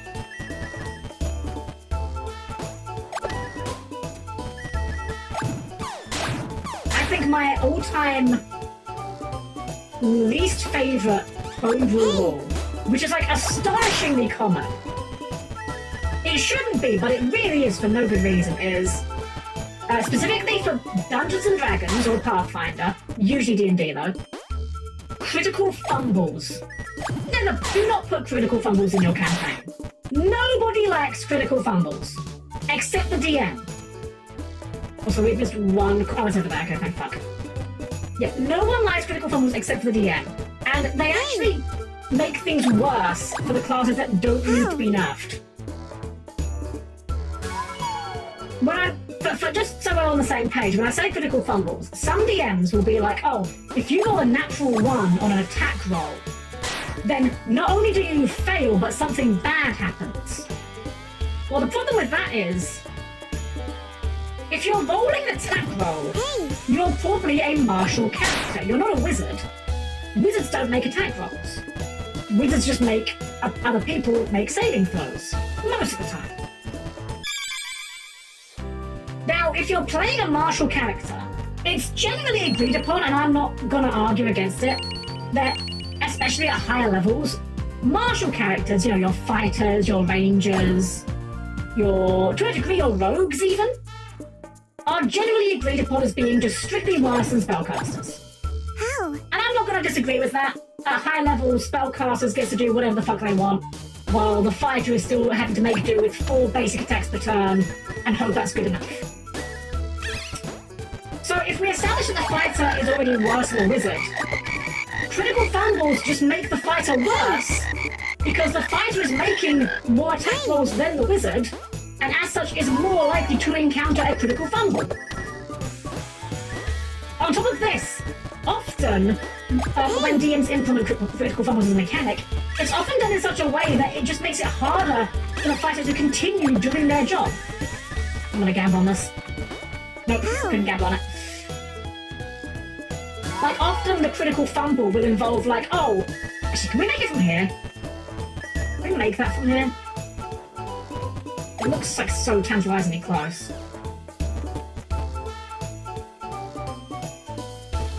What if we restart? Can we do a jump off of that big mushroom? Yeah, so often the critical fumble will be something like, oh, you roll a natural 1, your weapon slips out of your hand, and you are now disarmed. Cool, so now I don't get to play the game for a whole turn, because I have to go and pick up my weapon. Or sometimes they're even more dickish about it. Sometimes it's like, oh, yeah, your weapon just fucking breaks. You know, the thing that you need to be remotely competent at the game? Yeah, no. You just can't play the game now. It sucks. No one has fun with them. They're only ever used by DMs as an excuse to be vindictive or just mean to your players for no good reason. And they only penalise the classes that don't require penalisation. Like, no one ever complained, oh wow, fighters are so OP, guys. They get to make 2 attacks per turn at level 6, that's crazy. Meanwhile, at level 6, the wizard just blinks, and everything takes like 5d6 damage. No attack roll required. How? Okay, we cannot make that in one run. So I like exploding dice which the game's built off of them. Yeah, exploding dice can also be another awkward thing. One thing I admittedly didn't like a lot with Cyberpunk Red specifically, with the conflict resolution in that game is, because it's a D10 system, your die explodes on a roll of a 10, and if you roll a 1, you roll again, but you then subtract that amount from your total. And I really didn't like that because it felt very volatile. Like, 1/10 of the time you just completely eat shit, no matter how good you are, and it felt kind of bad to be on the receiving end of, and unfortunately I am someone who is extremely unlucky, so I was on the receiving end of it quite a bit. Hey! By comparison, I actually really like how Fabula Ultima handles its fumble mechanic. Fumbles exist in that game, but they aren't used in the same way. Fumbles can be used to give an advantage to an enemy, but they don't ever directly penalize you, the player. And on top of that, the way that the game's dice mechanics work, you're always rolling 2 dice for every check you make. You only get a fumble if you roll double 1s. And for context in Fabula Ultima, in that system, all of your stats are expressed as dice. They can be as low as a d6 and as high... Oh, well, I actually did that. Cool, we'll take it. Oh, we'll redo it Deathless now as well. And they can be as high as a d12. The cool thing about this is that the better you are at something, the less likely you are to fumble, which is what it should be. Like, if you're rolling something with double d6s, you've got a 1 in 36 chance of a fumble, which, to be fair, that is still lower than 1 in 20. By comparison, if you are rolling, like, 2d12, I don't know, let's say your character's like a big barbarian or berserker or something, you know? Big, strong character. And let's say your might score, which is kind of the game's version of both strength and constitution, let's say you've got d12s in those because you're very strong. Well, at that point, you need to roll a 1 on both of those dice. That is a 1 in 144 chance of occurring. Hey! Very, very unlikely. And even then, when you fumble, fumbles are not that powerful for enemies. They can do all kinds of different things, like... Hey! Basically, the way that fumbles work is they are opposite of crits. If you score a crit, which requires you to roll double 6s or higher, you know, double 7s, double 8, double 9, etc. Hey! You get a crit, which generates something called an opportunity. And opportunity allows you to do all kinds of things. It can be as simple as you can inflict a status ailment on an opponent, or it could be something more narrative, like, oh, the opponent slips up and makes a compromising statement. Maybe they, like, reveal their plans or something. Obviously, for the enemies, these, you know, the more narrative ones aren't that important for them. Most of the time. I don't know. This has been a long ramble to say critical fumbles suck ass unless it's exactly Fabula Ultima doing them, because Fabula Ultima is my golden child and it can do no wrong. I wasn't even paying attention if we actually did Deathless here. I was kind of just rambling. Okay, we did, thank God. Speaking of tabletop games, though, I have mentioned this before, I'm going to mention it again. We are going to be doing some tabletop on the channel. I have got some other VTubers lined up, and we are going to be doing a modern Fabula Ultima game that I've been working on. We're putting a lot of effort into the art for it, so hopefully it'll be a fun watch. I'd love to see you guys there for that. Alright, let's do it with Jake and his fucking snake again.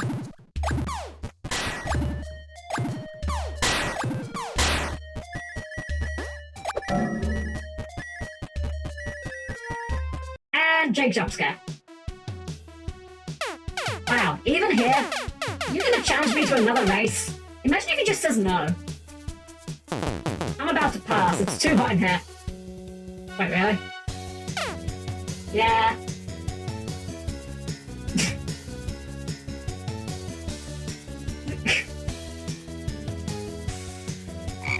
This is awkward. Yeah, let's just race like normal. I knew it. Alright, race time. I don't think we've ever actually, like, legitimately lost to Jake.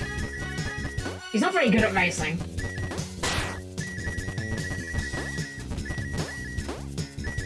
Which way we go? This way, I guess? Hey, hey. Hey. Okay, I don't know where he is. I hope I'm not about to eat my words and just lose a Jake here.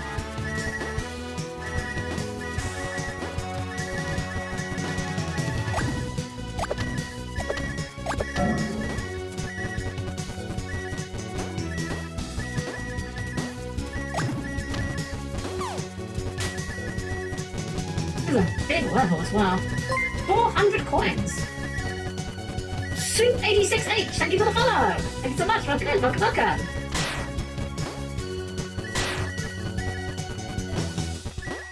Try this. No, that's the wrong way, there's a door there. Wait, no, there's... Wait. Huh? Oh, I see what you have to do.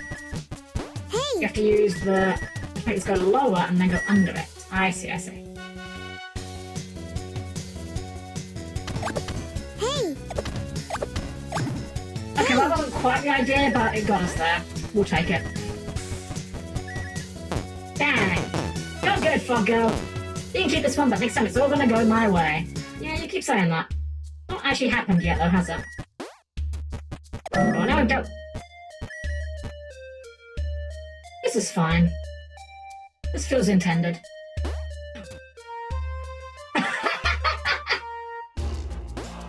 Oh, that's great. Okay, well, there's the exit. We're gonna ignore that. Actually do the rest of the level now. What? Oh. Right, we have health. Oh, let's, you know, let's just...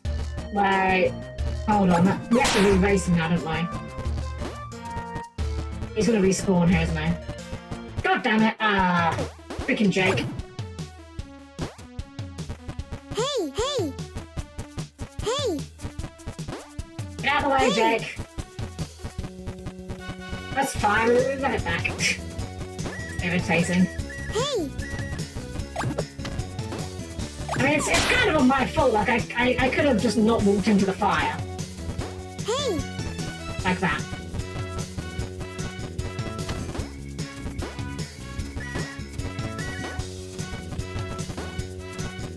Let's try this again.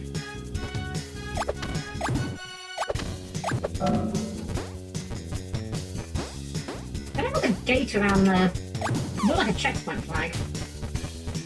I'm not sure if that's cosplay racing. I never really paid enough attention to see whether or not the other races had checkpoints mid-race.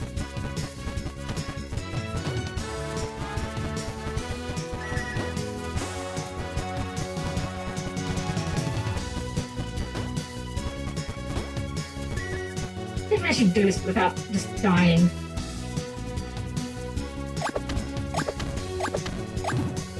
Good enough. Yeah, okay. Hey. This is one of the rare cases where the PS1 style actually kind of becomes a problem. And purely insofar as it's quite hard to tell the axis that these are spinning on. Because they're using the, what's the name of that billboarded style of sprites. You know, where they always face the screen.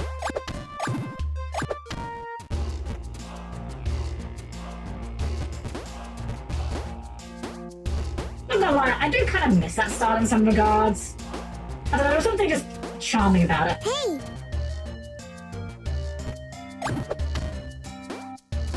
Something over there. Oh, it's gonna be the exit, right? That would make sense.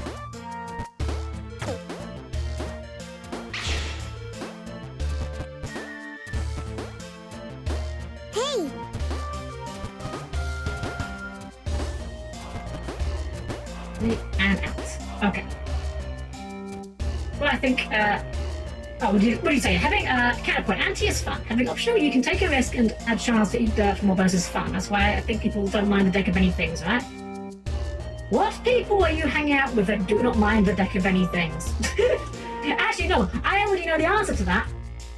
There are some people that do not mind the deck of many things. Those people are called players. I've never read or heard a story of a DM that gave their players access to the deck of many things and didn't immediately regret it.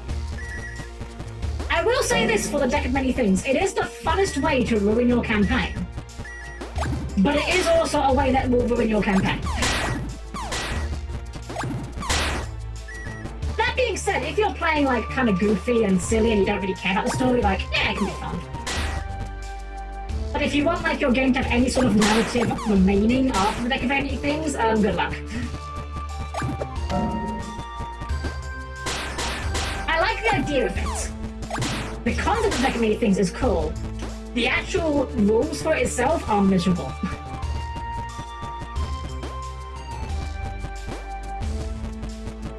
It's weirdly kind of, I would say, a product of its era. I feel like something like that would never make it into print today. And like, okay, I know there are, books that contain it, but I mean, I don't think an official D&D product would ever include an item that disruptive on purpose. Then again, D&D is made by Wizards of the Coast, who do make Magic the Gathering, and that game is just Fortnite now, so who knows? Maybe I'm wrong.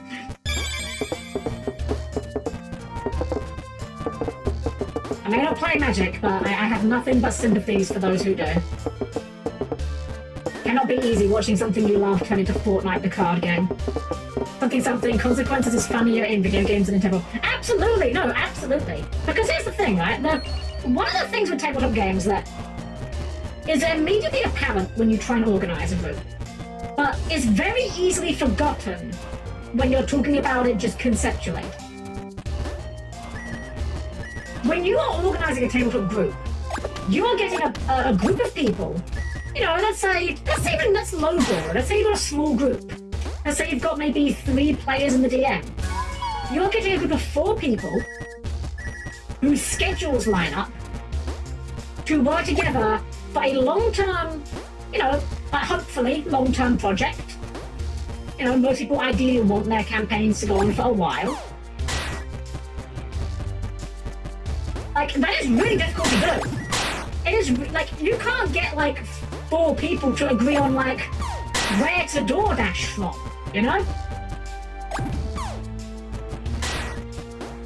someone wants McDonald's, someone wants Burger King, someone only eats chicken nuggets, so it's going to be KFC.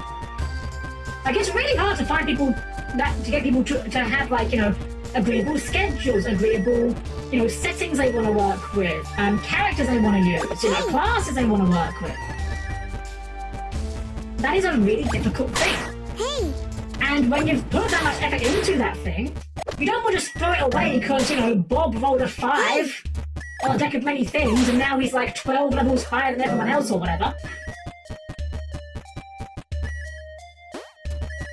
Or you've had a character, there's maybe the player's got a paladin.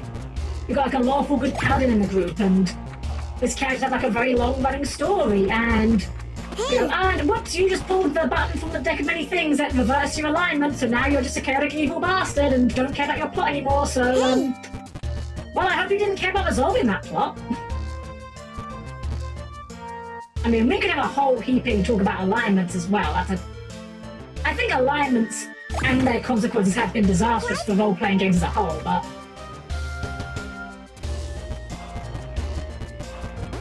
so hedge mage is basically just deck of many things, but not in a bad way, no? I don't actually know what the modern D&D version of a hedge mage is, I'll be honest. I know there was a 3rd edition hedge mage, but I don't remember what it did at all. I just remember being endlessly amused when it was called hedge mage. Because I was just imagining it as a wizard that just hides in bushes.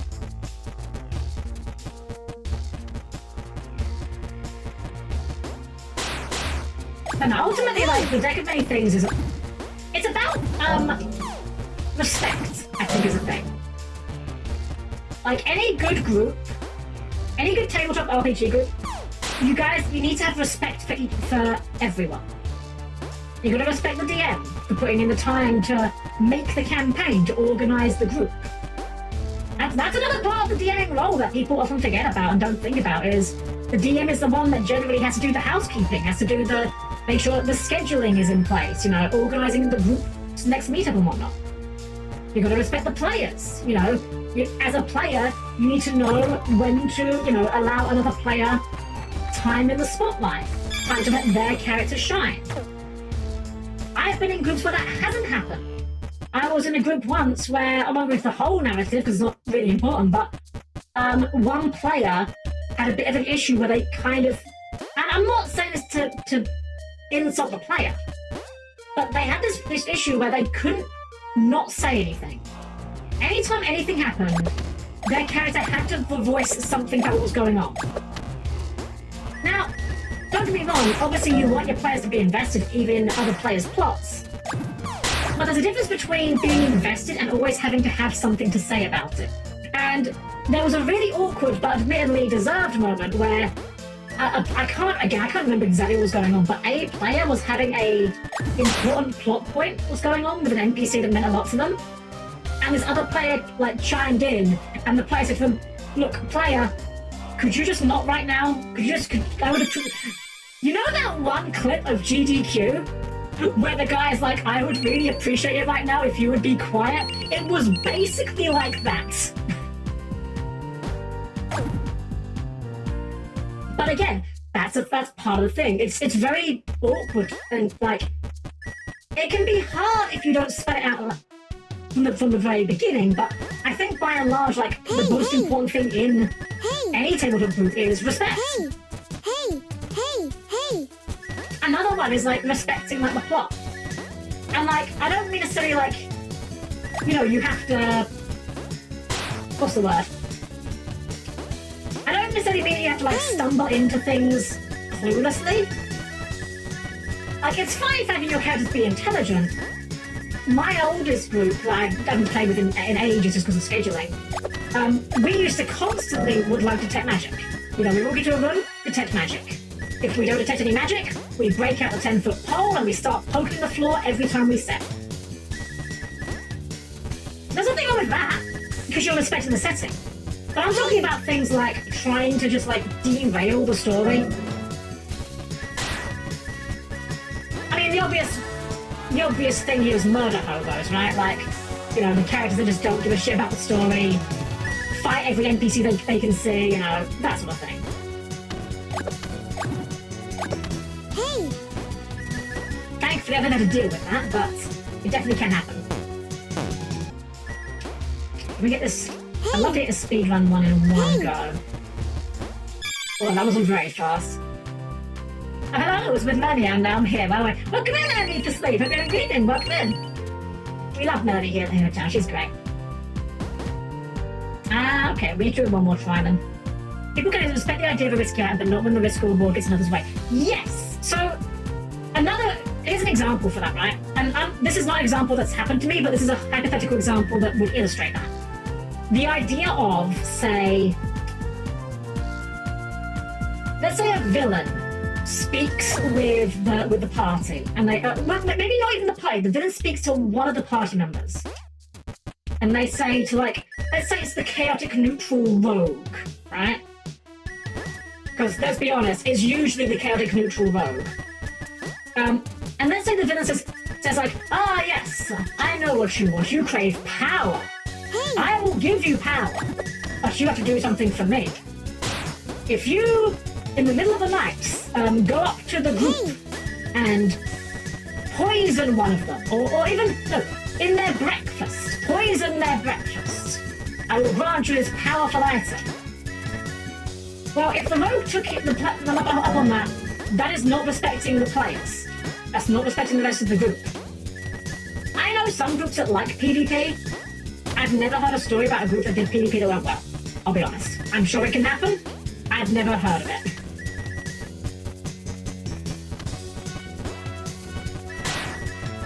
Now, if it's something like, say, I need to go on this side quest because, I don't know, my father's very ill, and this item will cure him, but it's at the bottom of this dangerous dungeon. That's different, because that's advancing the story. That's giving the players something to work towards. That's not just screwing over the rest of the party for no reason. Damn, we still have far. Wait, we have stuff. Okay, I'm good. I'm the host and yeah, we're just kind of talking tabletop in general. I've got a lot of systems. I have look at my system shelf real quick. I have a whole shelf of this. So obviously, like, I've played D&D. I'll admit, 5th edition D&D not my favourite, but it's fine. It's okay. So as far as books I own, I have the whole collection of Pathfinder First. I've got I have to squint a little bit here. It's a bit far across the room. We've got Starfinder First. We've got D&D 3.5, D&D 5th. And now we get into the weird ones. I mean some weird ones. We've got Mechton Zeta, the World of Warcraft role-playing game, which is a penis game. It's terrible. It's really bad. It's just a really bad hack of 3rd edition. Let's see what else we have here. We have Cthulhu Tech, also not great. The Power Rangers RPG, Besom 4th edition, Cypher System, I think I've read that once. Made RPG, which is base as hell.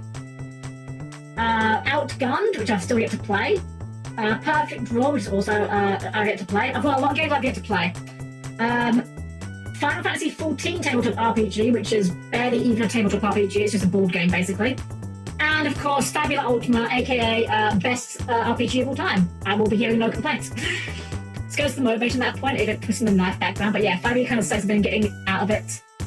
But otherwise, like Call of Cthulhu or 40k. Yeah, so like the way I always say with 5th edition is, I don't think 5th edition is a bad game, but I think that it's too simple.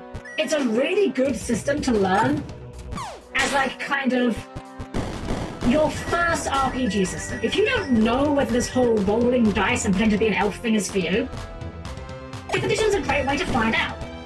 It's very accessible, the rule set is not very complicated, it's kind of hard to build a character in that's just bad. It's a great beginner system. Problem is, for someone like me, I'm not a beginner. I cut my teeth on 3rd edition.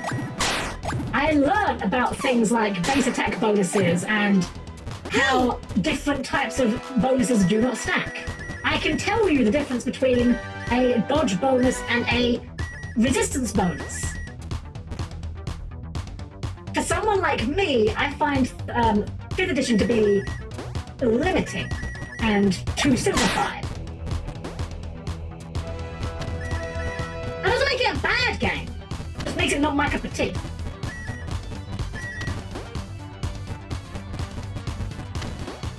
Similarly, actually, in the same vein, Call of Cthulhu and 140k, not my cup of tea. I've tried them, but I know what those games offer, and it's not really what I personally am looking for out of a tabletop RPG. I generally don't like systems that are very lethal. You know, that's just me though. Some people love systems where their character dies repeatedly, you know. Whoops. How? Oh, it's one of those platforms that doesn't move, that's irritating. Like, I know some people, I've got friends who are playing the Warhammer Fantasy roleplay. Would never touch that at all. I tried that with them when I first started learning it. I hated it. It was not my thing at all. So I just read the notice here, we almost missed the note. Someone say Vampire Masquerade, I heard lethal. Is Vampire Masquerade lethal? Again, I've never really played it. My only experience with World of Darkness was with a one-off game that, oh, thank you for the follow, I appreciate that. Yeah, it was a one-off game that one of my group ran, and even as someone that knows very little about the system, I know how bad of an idea this was. It was the Monster Mash game. It was the game where we decided, hey, everyone will build a character with a different book, and then we'll all slam them together. And then we'll all act surprised when it turns out that characters from different rule books don't generally work very well together. Who would have guessed? I have to get over there. Can I jump on this thing? Can, but now what? Oh, wait, there's a red block there. We're coming back here, I guess.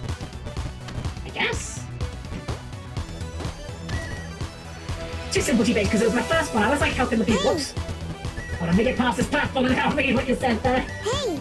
Oops. Okay. It's too simple, to be honest, because it was my first one. I always liked helping the people, helping in general. I've been so getting out of it. But what TTRPGs would you recommend and have fun as well? Thank you as much. So, the TTRPGs I recommend.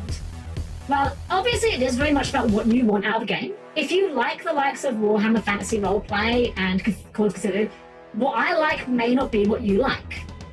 But, because you did ask, my absolute easiest recommendation for a system at the moment is Fabula Ultima. It is a system that advertises itself as a tabletop JRPG. It is explicitly styled and inspired by classic games like Final Fantasy. And in my opinion, it does a fantastic job of allowing the players to have complete freedom over their characters insofar as you're not restricted by, like, say, species. You know, if you want to be a human, you can be a human. If you want to be an orc, you can be an orc. Similarly, you're not restricted by flavor in that game. The game actively encourages you to re-flavor things if you don't like the flavor of them to begin with. For instance, if you want to play like a gambler, you might have your weapon be like daggers that you throw. But instead of them being daggers, you can just say that they are playing cards, because that's cool. And that's what the game wants you to do. It wants to empower the players to do cool things. That being said, despite being very loose in that regard, it has got a pretty decently robust combat system with a selection of different classes, meaning that you can build characters in different ways, but also your combat choices matter. Compared to something like, say, and this is not saying this is a bad system because of it, but compared to something like Call of Cthulhu or like Vampire the Masquerade, combat is not just I roll attack, you roll defense. Like, yeah, you can just make basic attacks, and they are perfectly adequate, but there's other options available to you beyond that. You know, you can learn specific spells, you can get special attacks. It's a bit more gamey, and some people don't like that. You know, some people want something a bit more simulationist. But personally, I really like the freedom it affords the players. So does it not fall into the trap of like fighting specific races for specific classes? Exactly that, yeah. Because there's no races in the game. The game does not have a race rule set. If you want to be human, all you have to do is say I'm a human. If you want to be, I don't know, a cat boy, you just say yeah, I'm a cat boy. There is an optional rule called quirks, which can allow you to get some like mechanical changes based on like an unusual species. For example, one of the quirks is literally called robot. It makes you immune to poison, and I think you resist Earth. Something like that. I forget the exact rules for it. But you haven't got to do that to be a robot. You can just be a robot. And similarly, if you really want those rules, but you don't want to be a robot, you could just say you're something else. And that I think is great. Oh, it's the boss. Wait, we didn't get all the things. That's fine. Hey, what the heck are you doing in here? Fire and dragonfly, that's kind of a neat concept. Oh, well, I came to save my mom and dad. Yeah, whatever. I don't care. This is my turf, baby kid. This was a long stage for a boss stage. Baby kid. Can you hear me? This is my territory, kiddo. Beat or I'll beat you. Hey! Oh, okay, that's actually more aggressive than most enemies have been so far, boss-wise. Hey! But yeah, so Fabula Ultima is my, like, easiest recommendation for a system. I do also really like Pathfinder 1st Edition, but that is a very different flavor. And I'll admit, although I like it, I do like it with homebrew. I like the system by and large. Oh, I see what you do. We have to man, I can run it. Oh, okay, that doesn't actually something I say. Yeah. The last time I tried playing Pathfinder was actually with a group of randos. And the group themselves were fine. Like, I had no problem with the group. But it kind of made me realize that there's a lot of things in Pathfinder 1st Edition that I like, and a lot of things that I just find really kind of irritating and annoying. Like, it's very cool that that system allows you to do so many unique things and has so many cool spells and abilities, But at the same time, like, gearing up in that system is really annoying and kind of boring.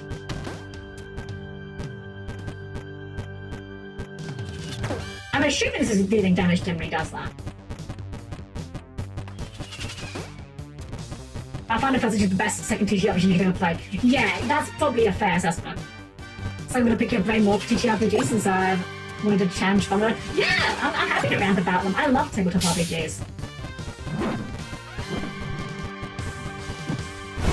I am actually going to be, I was saying earlier, I'm actually going to be running one on my channel. I've got 4 lovely VTubers lined up. We're going to be doing some Fabula Ultimate on the channel, so... What? Right, I keep forgetting he actually just does run into you. Can we find the rest of these coins before we go in there? I'd rather not have to come back. We can avoid it.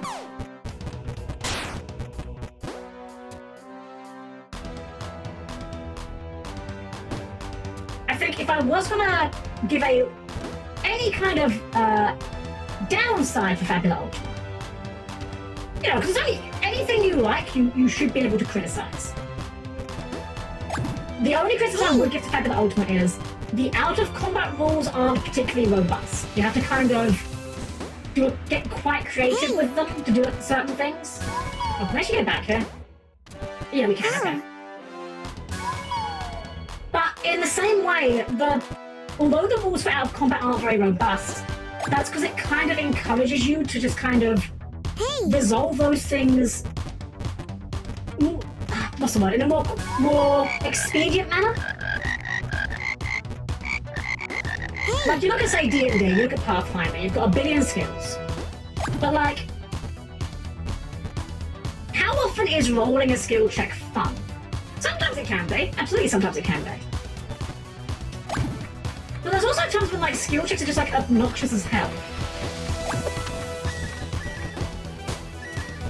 And I think that often with skill checks, like the D&D Pathfinder style of skill checks, I genuinely think sometimes the skill checks actually can get in the way of the fun.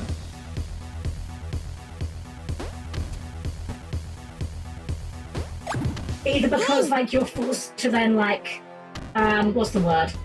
You're forced to divide your power budget between combat and non-combat, which can feel really bad. Or even just because, like, you want to do something that sounds straightforward, but because there's a whole set of rules for it, it becomes an entire process. Oh, whoops. I'd have to kind of watch everything like a 40k Imperium Maledictum. I kind of like how it is when I was over in England. Oh, nice! Yeah, like I said, I'm not a 40k enjoyer. It's not my cup of tea. I don't really like grim dark settings, but doesn't make it bad. It's just not what I'm looking for.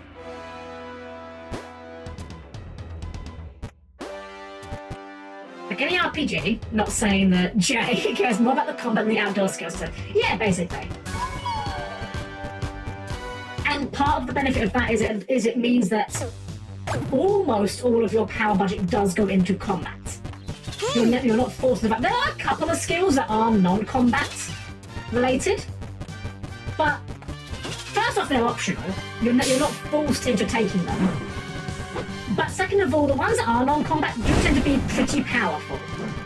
We're not just talking about, like, oh, I get, like, +2 on this roll for, like, diplomacy specifically or something. You know? No, they do tend to be pretty good. Okay, I'm just assuming that does damage.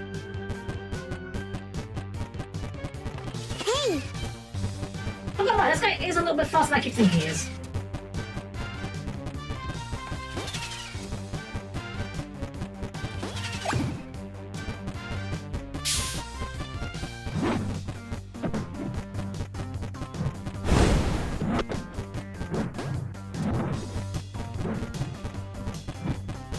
Also a Fabula 2 would be a more elegant solution for that. Honestly, it's a kind of thing where, like, I don't even know if it requires a serious solution as much. Like, if you find it a problem, it's the sort of thing that I think is homebrewable, you know? But even then, like, the out-of-combat rules work fine because they do allow you to kind of... They make your character good at the things your character should be good at. Put it that way. Whereas, another great example of, like, the system being limiting, both, you know, D&D and Pathfinder both do this. let's say you're playing like big barbarian guy, you know, like 7 foot tall, giant sword, you know, bulging muscles, terrifying. Like, this is a man or a woman you would not want to fuck with, you know? But, unfortunately for you, the charisma stat, the intimidate check is based on charisma by default. So even though you are playing some huge bruiser that could snap someone in half, you're actually somehow not scary. Because your charisma is low. Because why would you make your charisma your barbarian? Stuff like that. Now again, that's fixable. You could just homebrew it away and say, okay, well because you're physically imposing, you can use your strength stat, or in the case of Pathfinder, there's actually a dedicated feat that allows you to add your strength stat.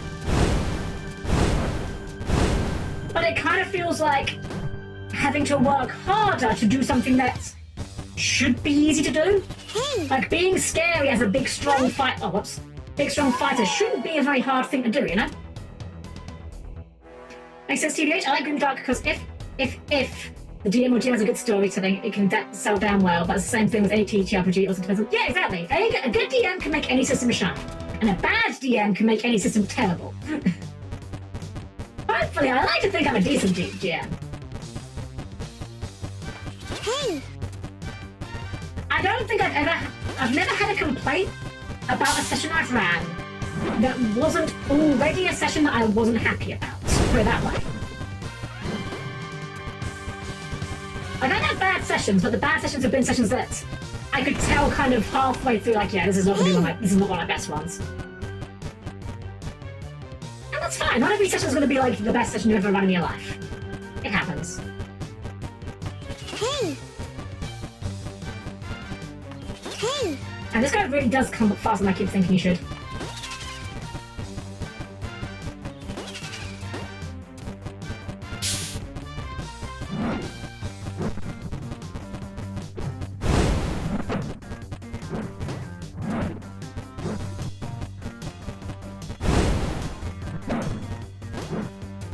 Yeah, I would like to get a chance to play more TTRPGs. I've only had like a couple of games in the past year.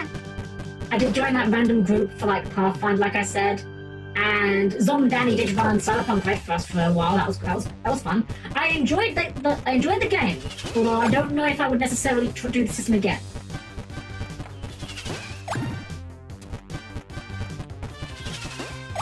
Yeah, the Digimon TTRPG. Yeah, I didn't vibe with that one either, unfortunately. We're trying to DM or GM one-shots for us in a hot second. Honestly, it sounds very easy to say out loud, but like, DMing is one of those things where,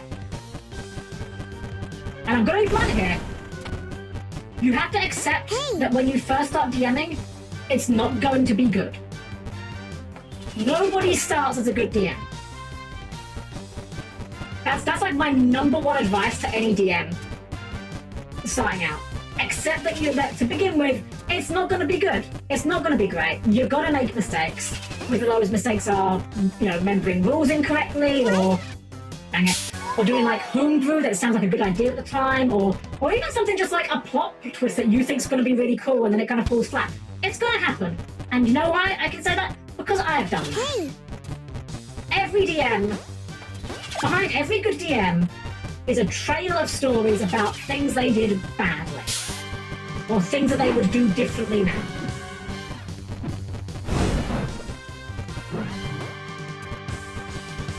And to quote Calliope Mori, if you quit at something while you suck, you'll suck at it forever. You're only going to get better at DMing by DMing. Hey! One of the advice I would give to a new DM as well is, while it's absolutely valid to look at what other DMs do not think that you have to do the same thing as them. Find your own DMing style. Find what works good for you.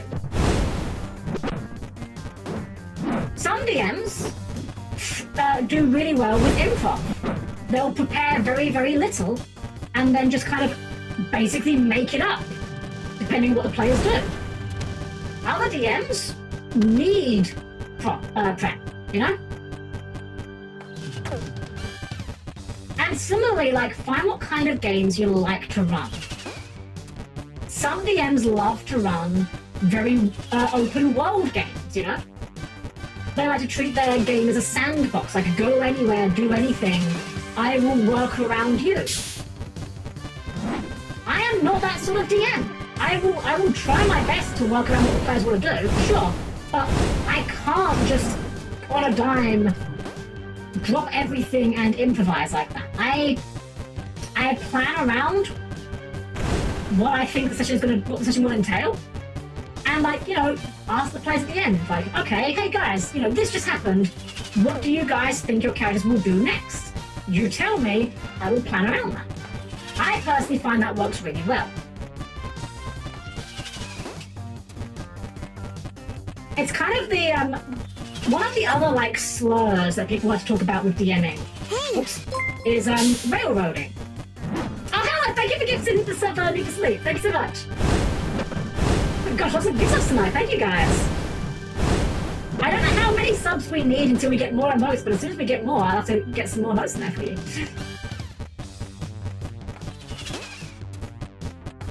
Oh shoot, this was actually kind of hard, I'll be honest. I just paid a little bit more attention than I have been.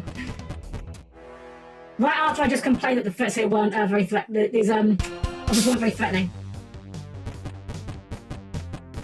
Hey! Yeah, one of the other slurs that often gets brought up in the context of DMing is railroading. Now, I'm gonna go into... Oh, buddy, welcome, thank you for the raid! Give you a shout out, Bison Raid, welcome, welcome! You give you a shout out, of course. It's been a great time with the other stream. Welcome in, welcome, welcome. I'm Helm-Chan, the perfectly normal robot maid. We are here today playing some Frogun, and we're yapping about tabletop games right now. A bit of tabletop ramble. I was just talking about like some advice for DMs and things in TTRPGs I like and don't like. And we were talking about the dreaded word railroading. Oh, you're fine, buddy. You're fine about it. Hey! So, like, a lot of people like to say railroading as a slur in the DMing circle, right? Like, people will say railroad like it's some unforgivable sin, like, oh, you railroaded your players, how dare you? Now, I'm gonna go to bat for railroading here. Now, let me be clear on this. There is such a thing as bad railroading, absolutely. Bad railroading is when you tell the players what they're doing. Bad railroading is something happens and you say, oh, your characters do this, and that causes something bad to happen. Like, I don't know. Let me invent a scene real quickly. The characters are in a temple retrieving an artifact of some sort of great power. And they've gone through the encounters, they've defeated the boss, they walk up to the artifact, and the DM says, as you go to pick the thing up, you trip and fall and shatter the artifact, dooming the world. Well, obviously that's terrible railroading. No one's going to argue that's good railroading. Now, I'm going to go to bat for railroading here because the vast majority of single-player role-playing video games have railroading in them. It's called having a plot. It's perfectly acceptable to give your players a plot and kind of be like, hey guys, something bad is happening over here. You should probably do something about that.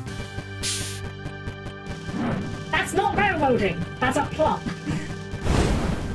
And similarly, like, if you have to, like, twist things a little bit to get the plot back on track, that's not railroading. That's called, hey guys, the plot kind of hinges around this character not being fucking dead.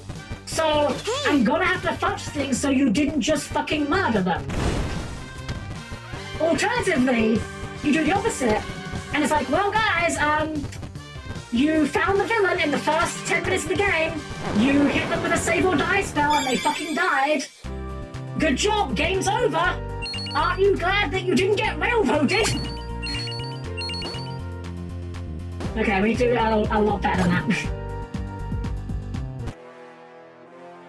So yeah, I always kind of roll my eyes at railroading when people complain about it. Again, it absolutely can be done poorly. 100%.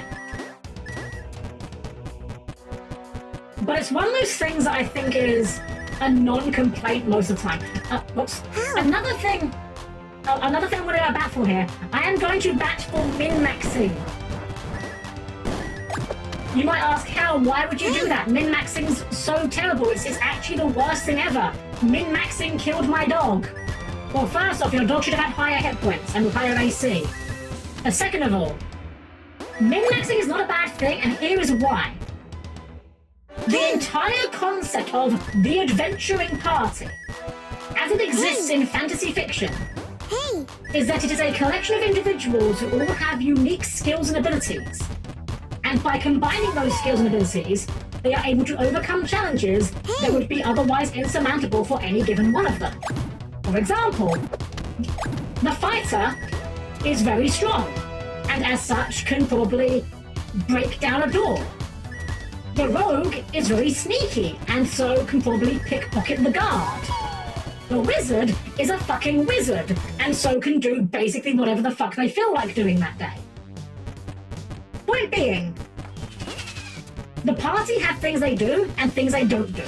The fighter will never be casting Fireball. The wizard will probably never be doing a strength check and breaking open an iron gate. But together, they are able to overcome those issues. And this is why I do not see min-maxing as a problem. Because think of it from the perspective of the adventuring party. If you invite a fighter into your group, you want the fighter to be good at fighting, right? Like, you want the fighter to be able to do the thing that is in his title. If you have a wizard in your party, you want the wizard to probably cast spells and to do damage or maybe give buffs or various kinds of support. If he doesn't do spells very well, he's probably not got a good fit for the party. Why would you bring him along? He's just a worse fighter. I don't look at min-maxing as a bad thing, because I think min-maxing helps characters to do things they should be good at. And you should never complain about a character wanting to be good at the thing that the character should be good at. If you don't have a dynamic where some characters are good at things and some characters are bad at things, what happens is you no longer have a reason for the adventuring party. Like, imagine a situation where the fighter and the wizard were equally as good at fighting. Right? The fighter rolls an attack roll with a +10 to hit, and the wizard also rolls an attack roll with a +10 to hit. Well, why are we bringing the fighter? What does the fighter add to the party at that point? Just bring more wizards. They do more than the fighter does. The other accusation that I often hear people bring towards min-maxing as a concept is, well, I want to have a character that's actually a character. I don't want to just play a stat stick. You know y'all can do both, right? Like, you can play a character who is optimized. Like, making your character good at being a fighter or a wizard or whatever does not mean you have to roleplay them as having no personality whatsoever.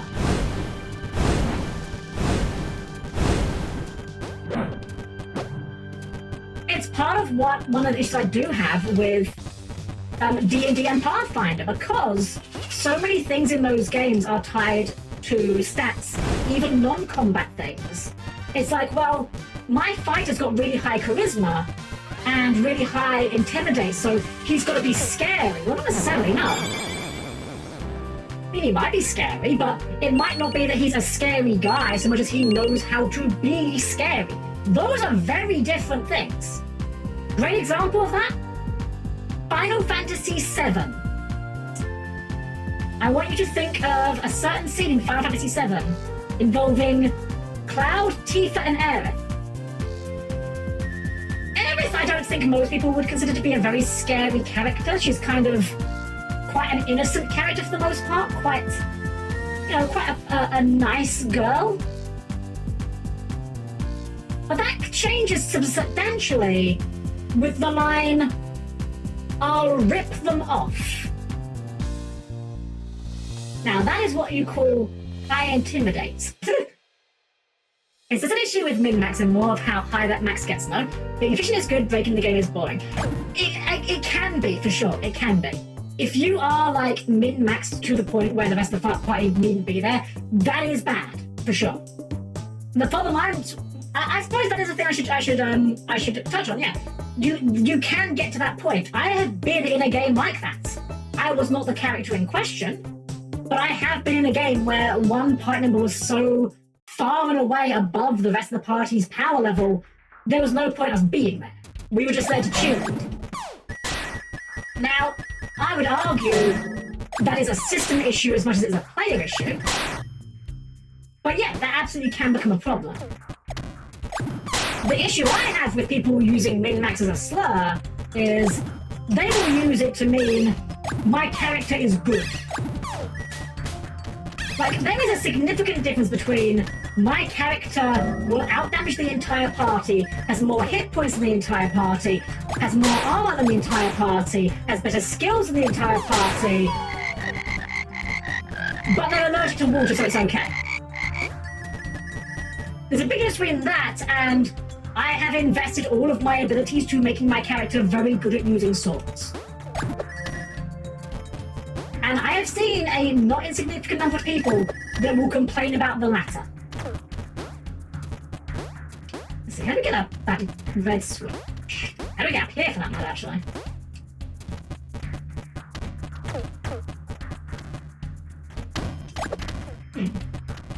Yeah, we are, well, we've been doing winning. I'm kind of just rambling about RPGs right now, but it's kind of helped me zone in, I guess. How do we get up here?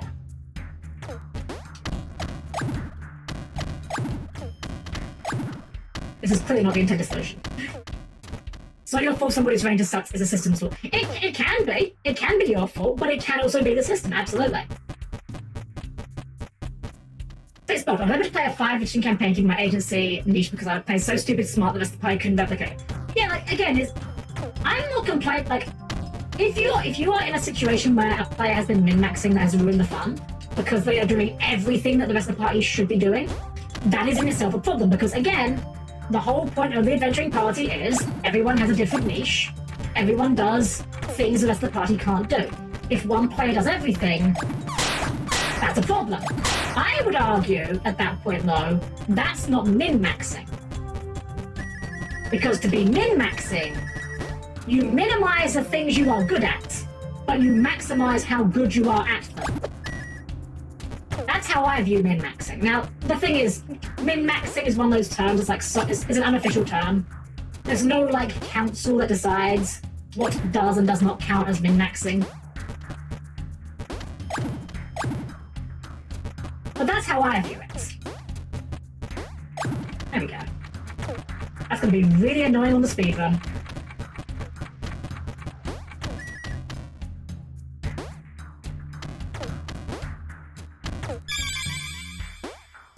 Reminds me of how, for Commander, there are theoretical levels of competitiveness. You know what? Yeah, that's a fair point. Yeah, I may not play Magic, but I'm aware of that. I've heard people talk about that. Where there's like tiered like levels, as it were.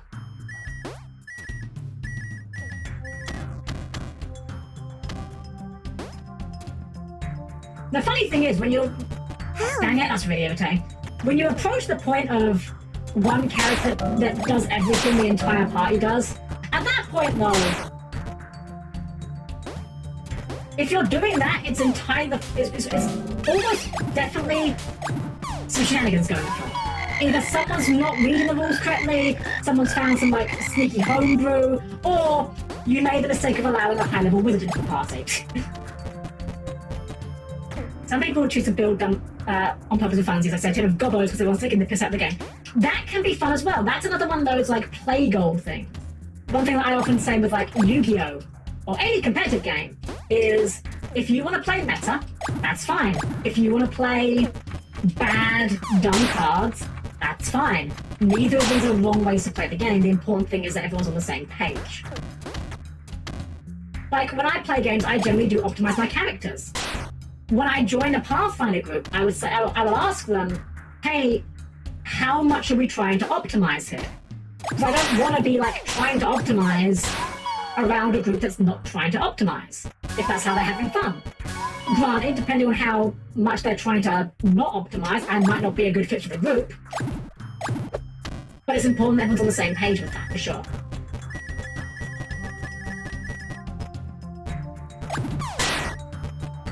Basically, all I'm saying is let people play how they want to play, as long as it's not ruining the fun for anyone else. And to be fair, that kind of goes the opposite direction. So in the same way that you will have the people that will min-max so hard, or... I don't want to quit min-maxing, it doesn't feel correct to call it that. I want to quit power gaming. I think power gaming and min-maxing aren't quite the same thing, at least not in my opinion. Let me get up here. Hey!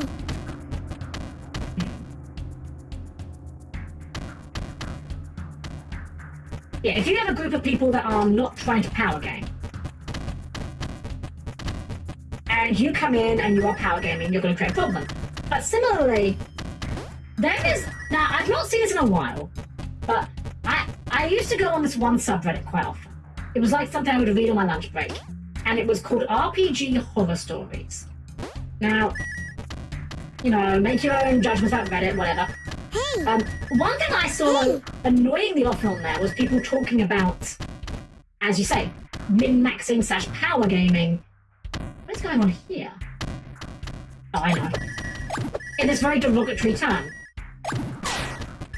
Now, this is not unique to tabletop RPGs, what I'm about to describe, but in the same vein that you get the people that try to overly optimize and ruin the fun of the game that way, there is the opposite as well. Now, I've not heard of anyone else come up with a term for this sort of play that I'm about to describe. I call them hardcore casuals. And what I mean by this, I mean someone that is playing the game in a way that is suboptimal. Now, for the record, nothing wrong with that. But in doing so, they're also looking down on people that are trying to play the game optimally. You find this in every field. Tabletop RPGs has them. Yu-Gi-Oh has it. You know, how many, we've all seen the one player that's like, oh man, I'll play Yu-Gi-Oh, but not with negates or links or whatever. And it's like, that doesn't make you better. You realise that? Like, you're allowed to not like playing with those things. If you want to play that sort of way, that's fine. No one's stopping you from doing that. You're allowed to do that. But the hardcore casual I'm describing is the sort of player who not only doesn't do those things, but is aggressive towards people that do. That is the part that makes it a problem. Where do we go from here? Oh, to here. Yes. Hey! I remember reading a story on the RPG Horror Stories subreddit about a player who built a cleric. And just in case you're unfamiliar, clerics in Dungeons & Dragons are... They're often viewed as the healers of the group because they have access to a lot of healing abilities. But they are kind of secondary combatants, generally speaking. Compared to, like, say, the white mages in Final Fantasy, clerics are kind of somewhat expected to wade into the fray and get stuck in. It's not mandatory, you haven't got to. But it's quite common for clerics to do that, you know?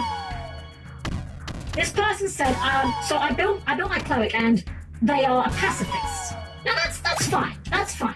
Again, clerics are often combat-oriented, but you haven't got to be. But they also are spellcasters, is the thing. Now, I don't actually remember if they changed this for 5th edition, because I tried to spend as little time thinking about 5th edition as physically possible. But at least in 3rd edition and in Pathfinder, the cleric spellcasting is based off of their wisdom stat. In Pathfinder, they also have channel energy based off of their charisma stat, but generally speaking, I think most people would agree without too much argument that wisdom is one of the most important stats for a cleric. This individual opted to give their cleric a bad wisdom stat for the role-playing purposes. So their character is a pacifist, they don't fight, and they gave them a bad wisdom score, so they're bad at spellcasting. and they were posting with kind of shock that the group was annoyed at their character. Now here's the thing. Benefit of the doubt. It could be this person is new to tabletop RPGs, they don't understand character building or whatever. Maybe. But they seemed very resistant to the idea that they had built something wrong, which made me think they probably know at least a little bit about what they're doing here. And that is a perfect example of, again, a hardcore casual. Doing it wrong on purpose and acting like you're being like, you know, oh, well, my character's, look, I made my cleric, he's a pacifist, so he doesn't fight. And he's got bad wisdom because, I don't remember what the justification for the bad wisdom was. Well, it sounds like you've made a bad character then, I'm sorry. It also kind of ties into the, the classic line, everyone's heard this line at least once, it's what my character would do. That is the mantra of every shitty player who is trying to screw over the party. Doesn't matter what you're trying to do. Oh, I made a deal with the big bad evil guy.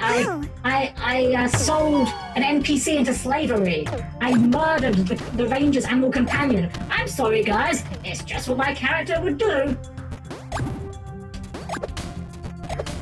The best response to it's what my character would do is, okay, go and make a character that isn't a shitty person then. Hey! And similarly, if your character is bad at being an adventurer because you gave them bad stats on purpose, Hey! roll a different character. Hey! I'm sorry, not every individual is suitable for adventuring. Play a game where that sort of thing is what the game's goal is, sure. But D&D is a game about heroes adventuring. If your hero can't adventure, he's not an adventurer. You made an NPC and gave him a class level. That's not even fair. NPCs are usually pretty good. NPCs are normally like at least adequate at doing what they're supposed to be doing. Hey! There's some platforms over there. Let me tell them a note. Huh. We've got all the gems though. We must have just missed the note. We'll finish the stage. We'll look for it on the way back.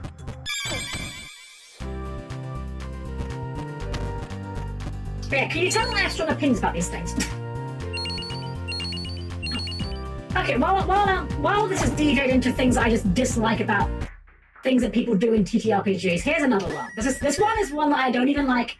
I'm not mad about, but it's a very common pitfall I see players fall into. I've definitely talked about this one before, but it's one of my ones I always go to. This is something that you often see with newer players. It's like almost never something done out of malice, it's just something done out of inexperience. Oh, hold on. Is that the note over there? No. Where is the note? I didn't see it.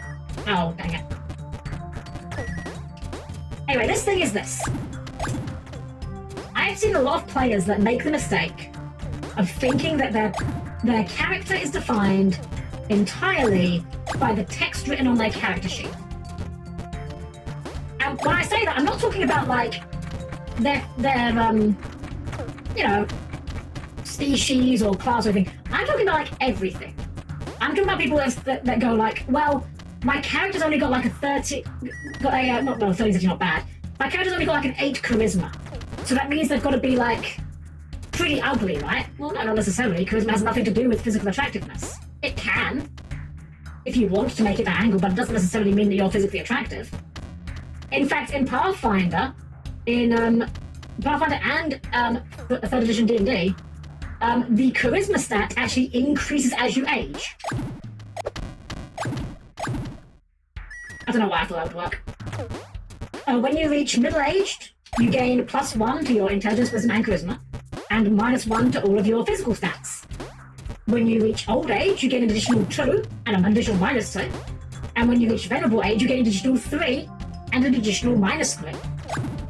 So what this means is a character who is ancient has a 6 higher charisma score than when they were a young adult. That definitely does not equal physical attractiveness. Unless you're into that, not judging. Me and my friends like to make a joke about that was what Gary Gygax liked it wrinkly. That's why the charisma goes up for the older characters. Oh, come on, why can't I hit this thing suddenly? So when I say about defining them by that, it also kind of comes down to I made some interesting choices for my character sheets. That automatically makes my character interesting. A good example would be something like, say, human fighters. How? Human fighters get a really bad rap. People like to use human fighter as like the default example for a boring character. As though it is somehow physically impossible to play a character who is both human and a fighter and also an interesting individual. That's bullshit. That's absolute bullshit. Hey! Do you want to know a character who's a human fighter? Well, there's loads of them. Hey! But, I don't know, let's go with the one that I think most people know of. How about Captain Jack Sparrow? I don't think anyone would call Captain Jack Sparrow a boring character. You might not like him. He might not be your favourite character. The note's in there. I see the note, okay. He may not be your favourite character, you might not like him much, but I don't think anyone could genuinely call him a boring character. And in the same vein, you get the opposite problem. You get people who are new to D&D or new to tabletop RPGs, and they'll build like a tiefling. Don't ask me why. Don't ask me why this is the case. It's not always tieflings, and it's not always warlocks, but it is tiefling warlocks a surprising amount of the time. I don't know why. I'm not sure why it's tiefling warlocks, but How? it's tiefling warlocks. And they just think that, oh, well, I'm playing a tiefling. That's something interesting. That's an unusual race. That's something weird and fantastical. And I'm playing a warlock. That's something weird and fantastical. That automatically means my character is interesting. No, not necessarily. I mean, it might. There's no reason why a character can't be interesting and be a tiefling and be a warlock. But if you're... Oh, there's the lever. I'm done. But if your character is a tiefling warlock, and they are interesting, it is not because they are a tiefling warlock. It's because you have made an interesting character. Hey! Now, you can make the warlock and the tiefling part of your character relevant. Oh, that's a one-way switch. How? Yeah, you can make the warlock and the tiefling part of your character relevant. Like, maybe your character is, maybe they've got a really bad background. You know, in the lore, narratively, tieflings are often seen as, like, you know, evil and like devil children because, you know, they're literal spawn of humans and fiends. That, you know, that can create some interesting drama for your character. But that in itself does not make them an interesting character. A bit bad for hardcore casuals, as you say, because sometimes it really is. This small group might not be. It can be for sure. It can be for sure. Like I said, though, the key difference, and I want to make this very clear, but I'm not just hating on casuals. The key difference is the hardcore casual is not that they made a bad character. It's that they look down on people that make good characters. That's the thing I want to hammer on about, like, the hardcore casual. It's not, they're not bad players because they only want to play, I don't know, what's a bad deck. They're not bad players because they want to play Runic Stun. But they're bad players because they look down on people that do want to play meta decks. That's the problem.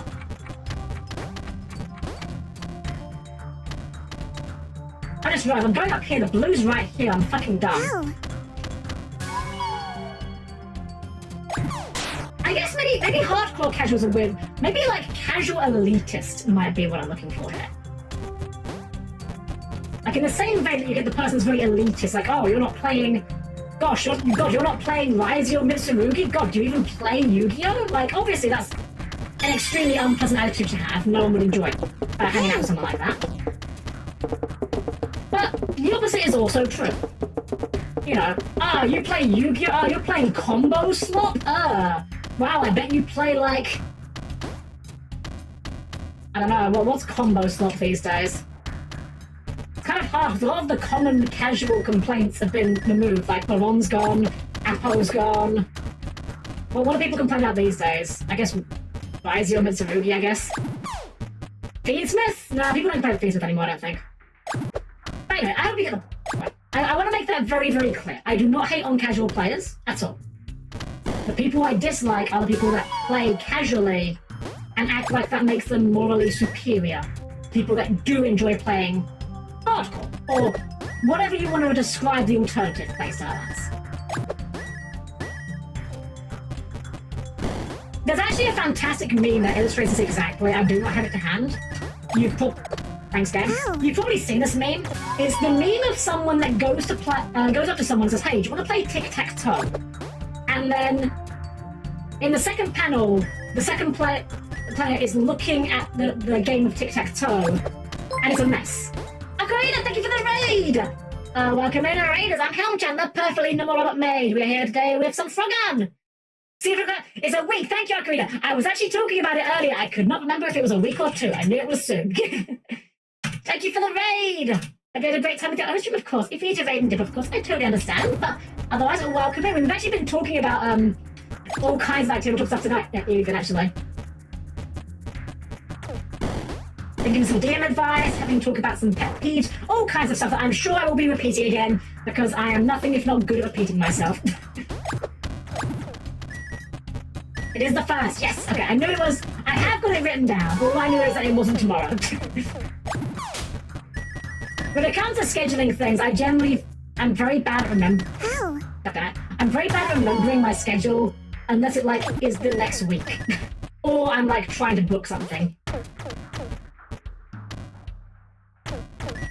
I was saying about this one meme. So okay, yeah, this meme was the one where panel 1, someone says, "Hey, do you want to play tic-tac-toe?"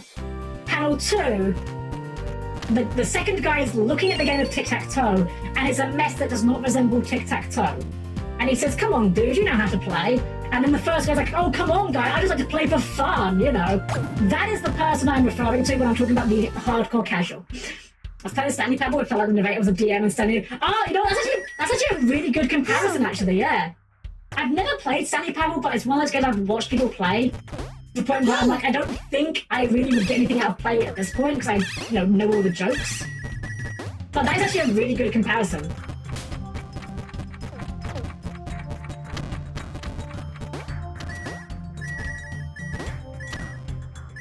Granted, I think some DMs could certainly stand to learn a few lessons from that. In terms of, as a DM, you want to accommodate your players, but there is a certain point where you just start putting your foot down and say, "Okay, no." The word "no" is the most powerful tool the DMs arsenal, and some DMs are really afraid of it. Partially because of what we were talking about earlier, which was the railroading thing. Some DMs, I know for a fact, I've read about people talking this. Some DMs worry that if they dare say no to anything a player asks, that they'll be seen as railroading or something. It's no. Not everything a player does has to be accommodated. You roll to seduce a dragon? Okay. Roll seduction. You rolled a 20? Okay. It still fucking murders you, because a natural 20 is not a success on a skill check. So this one, we've died. We need to do a deathless and a speedrun here. Not for the upcoming Kalala when things notice and says, "No, that's fair." Hey! But it is a great comparison, though. You're not wrong. This is going to be a really hard stage to do deathless, I just realised. Also, really hard to do. Okay, let's do it slowly, I think. Let's try and do it slowly and just try and do it deathless, and then we'll try and go for the speedrun. This one jump is really annoying. It feels like you're just not set up for an easy shot. There we go. Only barely reaches it. If you want those, we always stuff like Crystal Beast of Trauma can be good. There's a whole cool game of people stuff. Exactly! And here's the thing, if you don't like meta, that's fine! That is fine. No one is tying you up and holding you at gunpoint and saying, "Perform full Raizio Mitsurugi combo now!" How? God damn it, we needed to not die, and we just walked off the freaking cliff. I mean, they might be doing that. If they are, then, blink 3 times, and we'll get you the help you need.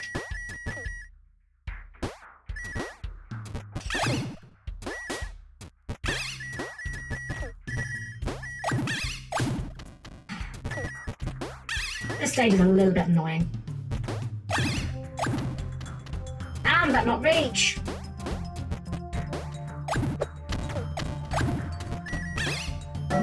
Right, that's TF2. So yeah, you know what? That's a great comparison, yeah. Yeah, if you want to play like no random crits with no damage spread, there's a server for that. I'll be honest, I quite like random crits.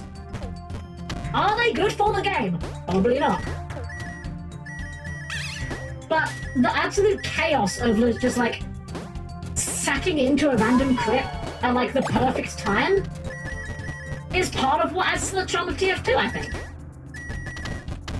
It's what makes TF2 TF2. Not to mention, like, let's be honest, how many weapons in TF2 are balanced around no critical hits? I don't know if that is still a meme in TF2, but I remember back in the day that was a huge meme where people would, like, make up their own weapons that were the most obviously ridiculously overpowered thing you've ever read. And then the only downside would be no random crits, so it's balanced. Hey! It's like, oh yes, this is a new gun for heavy. It has 5,000 damage per shot. It has a 5,000 times larger magazine size. It revs up instantly. It is also silent, but no random crits, so it's balanced.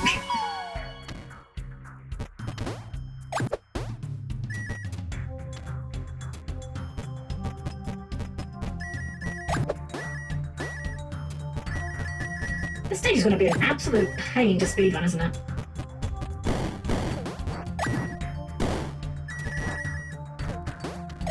No! It bounced off the freaking wall! This is what annoys me about this game. The actual controls feel fine. Everything's responsive. It looks great, it sounds great. But the core gameplay mechanic that the game is centered around sometimes just does not work. It's kind of a problem, I'm gonna be honest. And it's a genuine shame. It kind of holds this game back from being like a great game. It's still a good game. But it's not a great game. Like I'll be honest, this might possibly be our last stream with it. I think the game's fun and it's good, but it hasn't really significantly changed in terms of like the obstacles we're having to contend with. I mean, I think I had a few different jumps, but between that and like the consistency with the tongue sometimes, I don't know. I think we might wrap it up after this, maybe. Or actually, you know what? Better idea. Because we've spent this much time on the game. It'd be silly to just like, can the game completely. Hey! Here's a better idea. Let's just say, forget the 100%. Let's just go 80% for the rest. We might as well, right? We might as well get to the end of the game and just see what happens. Bear in mind, we're only on 51%. So, oh, that's something new. After I was just complaining about not many new things showing up. How? Because the control be okay if it's now so much if you've done speedrun. Yes, that's the thing. Like, precision platformers are fun. That's not a bad thing. But they need to be... The controls need to be as precise as what the game is asking of you.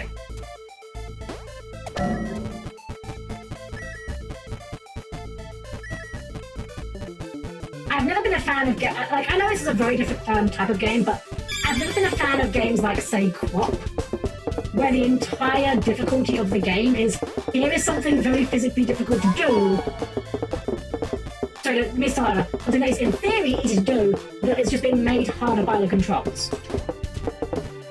I always kind of put that sort of game in the same bank as, and I know it's a very different thing, but I always think about that sort of stuff in the same way I think about... You ever seen Man vs. Food? I promise I'm going somewhere with this. I mean, I know it's an old show now, so maybe you haven't, but... On that show, sometimes they'll be like, I'm here in Austin, Texas to try the world's hottest chili. This chili is so hot it will literally make your mouth disintegrate just by thinking about it. Well, don't get me wrong, that sounds very hot. And, you know, I guess it would be quite impressive to eat that sort of chili because you'd have to have a very high pain tolerance, but it kind of sounds like you just made really bad chili. Like, I could make chili that was so bad it would nearly kill you if you ate it. I wouldn't brag about it if I did. And, like, I know that there is an art to it, to these sort of things, but that's how I always look at those sort of, like, rage games where the entire difficulty is just how hard it is to control. Like, if I made a game where the controls felt like shit to play, I wouldn't want to brag about it, I'd want to fix it. It's like I never got, like, for me personally, I never got, like, Surgeon Simulator, Quap, any of those sort of games. You can make a game be bullshit hard without making it be bullshit hard because it controls like shit. Also, I have no idea what happened there. I think we did a clip. I think we're Spyro now. We did a... What do they call it in Spyro speedrunning? A proxy, I think they call that? Traditional, thank you for the follow! How'd you enjoy yourself here tonight?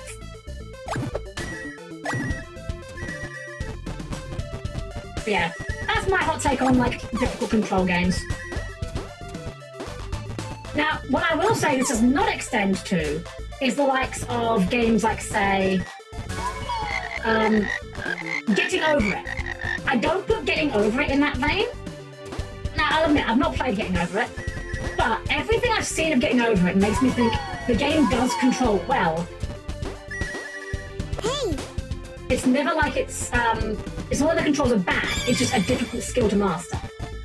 The controls, from what I understand, like, are actually fairly self-explanatory.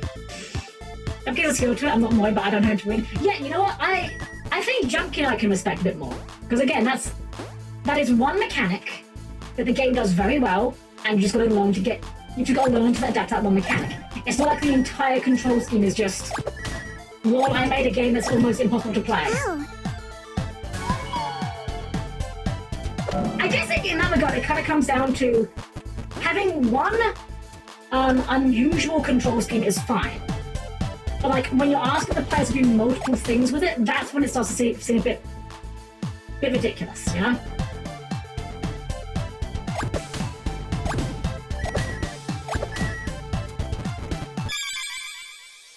The game starts to control, doesn't make it fun and enjoyable. Yeah, exactly. I mean, I know some people do find that enjoyable. I don't get it. I just genuinely don't get it.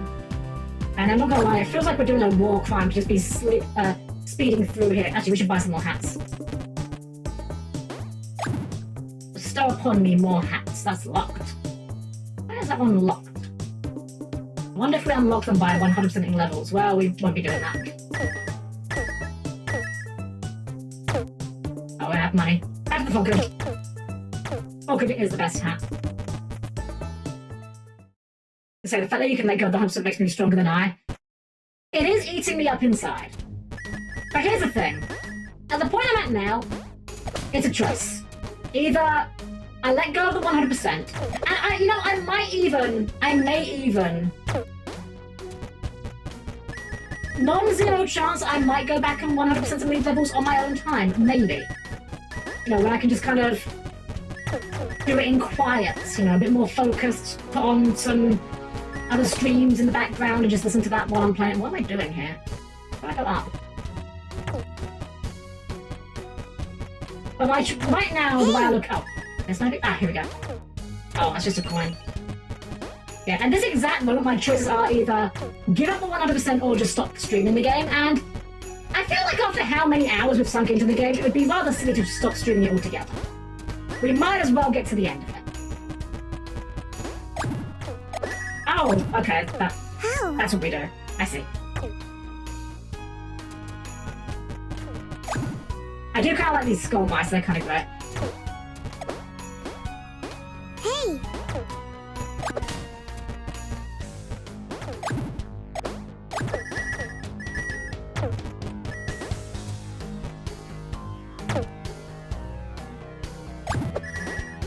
Admittedly, I can't think of too many RPGs, platforms where I have gone into them with the 100% in mind and then dropped it, but...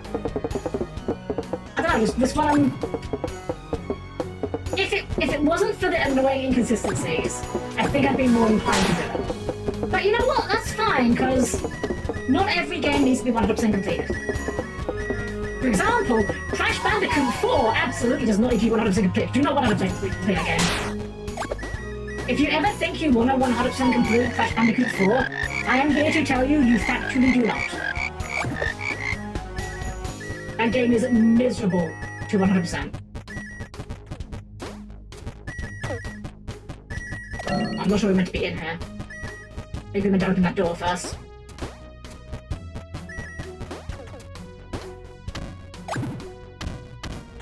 Dead. How? How could you have one of those button in face? That was annoying. Oh my gosh. I can't even imagine what I've done in that game. What if you like double completes, right? Yes!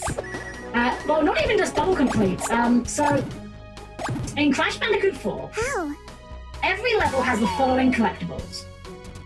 There is a gem for finding every box in the level, which in that game is not a trivial task. The boxes in that game are really, really hidden in some cases.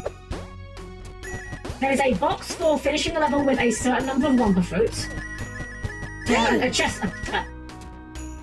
Get it out, Helm. There's a gem for a certain number of Wumpa fruits. There's actually 3 of those. I think there's like one for getting. I want to say it's one for getting 30% of Wumpa fruits, one for getting 50, and one for getting like 80, something like that. There's also a hidden gem in every level, which is just a gem hidden in the environment you have to find.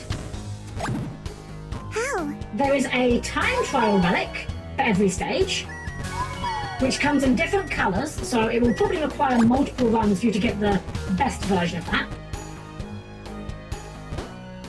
There is a gem for completing the level without dying. There is an item for getting every single gem Hey! in one run. That is every box, a lot of Wumpa fruit, and hidden gem, and no deaths. That's called the Insanely Perfect Relic. And for every one of those stages, you have to do it twice. But the second version of the stage is in reverse. Wait, why is there a split here? Oh, more health. Okay.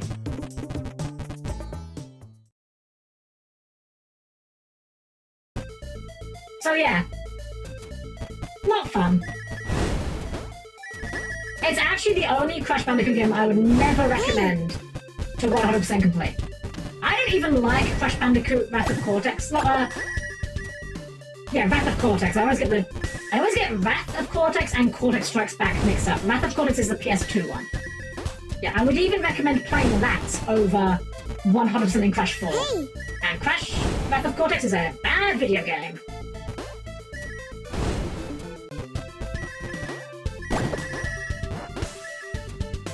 Hey, Supply, welcome. Hope you're doing well. Hey! Welcome to Helm has given up 100% in this game. We're just beelining for the exits now.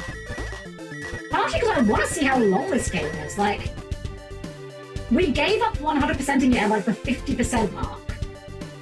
Now, I have no idea what collectibles do and don't count towards completion percentage, admittedly. But if every one of them does, then surely there's got to be like a lot of levels here. Rude. Which last border, but oh, nice! I'll take him. He's obviously Monotone. How I feel about Pokemon? It will be gone. What do you mean, how I feel about it? I've never done it. Actually, I tell a lie. It's a small lie. I had a Unova living dex.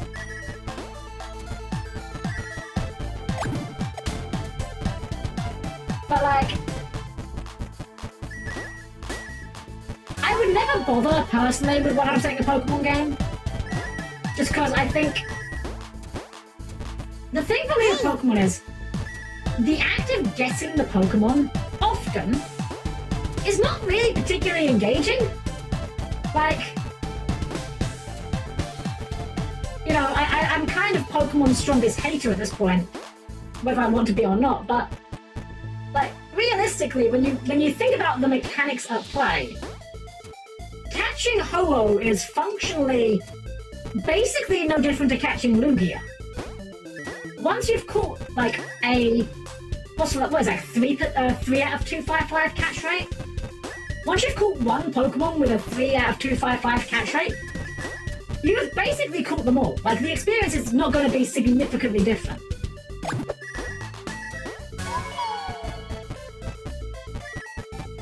And that being said, if someone wants to collect them, right, I wouldn't blame them for them, but for me personally, I'm just like, I don't feel like it's anything meaningfully different enough to compel me to want to do it.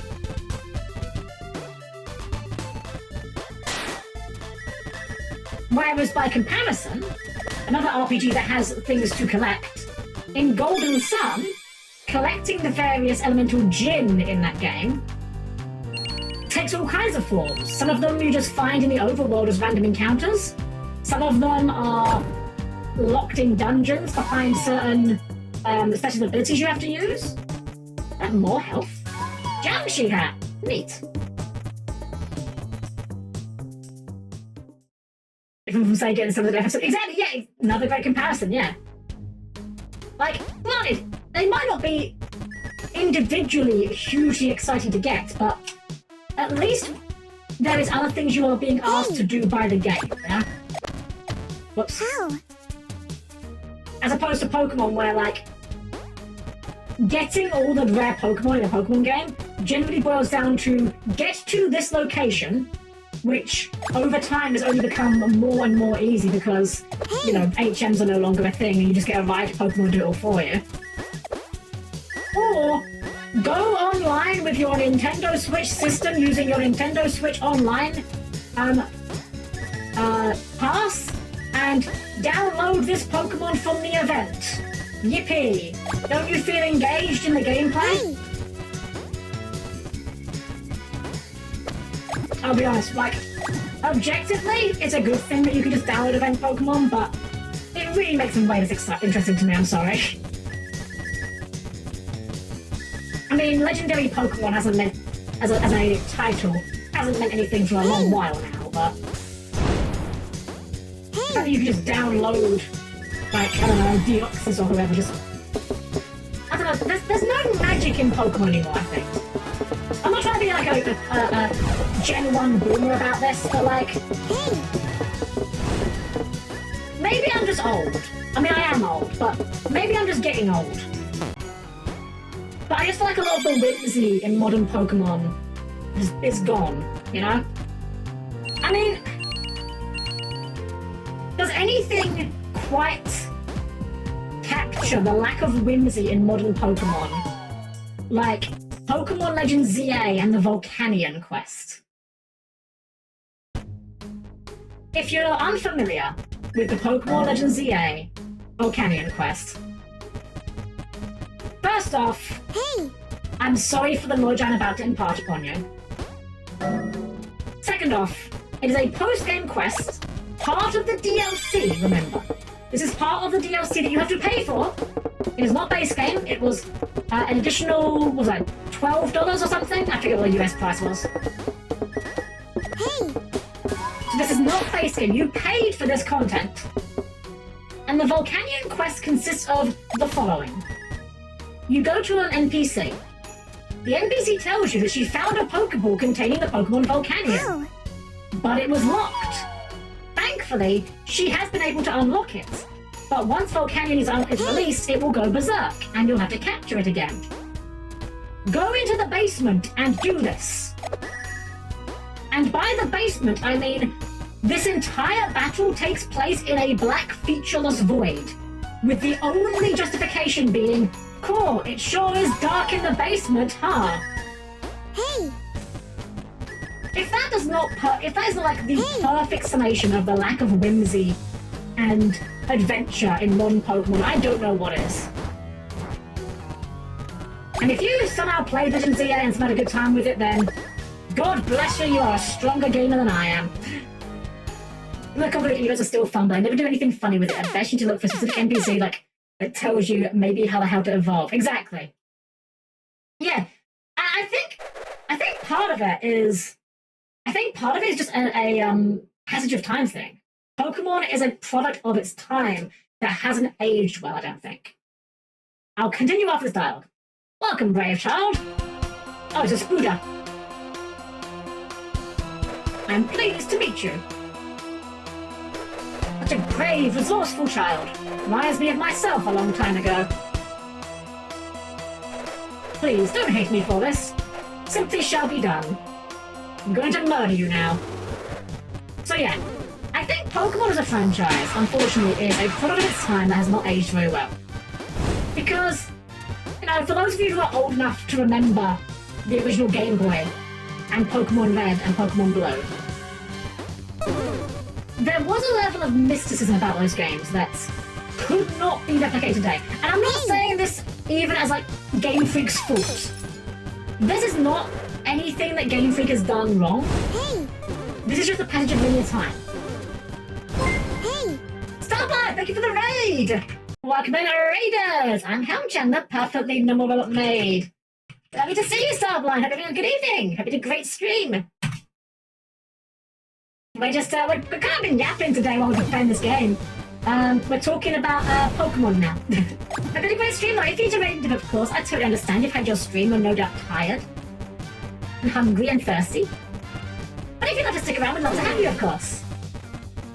So I was saying about Pokemon and how I think Pokemon has not aged well. The passage of time has not been kind to Pokemon because in Gen 1, there was this level of unknown about Pokemon. It's this brand new franchise. No one's ever heard of it before. So, you know, things like Missing No, which obviously we know now to be just bugs, at the time seemed very plausible, like that could be a thing. Problem is that the internet now means that any method to evolve or a Pokemon or catch a Pokemon is going to be solved in a matter of seconds. It's not difficult anymore. Like, what is it? Galarian Yamask. Galarian Yamask has, like, such a very specific condition to evolve in. I forget the exact number, but it's something along the lines of it has to take 67... No, it has to take, like, 60 damage, I think, without healing and without fainting. And then you have to walk under a very specific bridge. Now, there are probably hints in the game that tell you about that. Have any of you found that by accident? Be real with me. Did any of you evolve Galarian Yamask or Galarian Farfetch'd by accident? Be real, be honest with me, I'll know if you're lying. I have the, what do they call it? What's the word for lie detector? I can't think of it. Anyways. Nope. Sarah B, exactly. Nobody does. One person figures it out, it gets posted online, and from that point onwards, it just becomes a trivial task. I don't think that Pokemon should be exceptionally difficult to evolve. Oh, dang it. Look at all of these. Yeah. I do not think that Pokemon should be particularly difficult to evolve. What I would like to see, though, is some more engaging gameplay for the evolutions. Maybe like a specific side quest that unlocks an evolution that was otherwise unavailable. I'm gonna jump off here. How? Or maybe, I don't know. Maybe some sort of like other activity that's required. I don't know. I'm not sure exactly what I'm asking for here. But I think that the problem with a lot of Pokemon evolutions that are like, not just, you know, stone or level, is the actual task itself is basically trivial most of the time.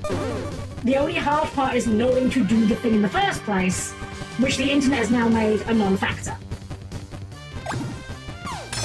Maybe it's an rampant NPC that says how to evolve, and maybe it depends on how much I'm in the mood to talk. Yeah, something like that. Like, NPC, that's another complaint I have with modern Pokemon, actually. So, well, not even modern Pokemon, but Pokemon in general.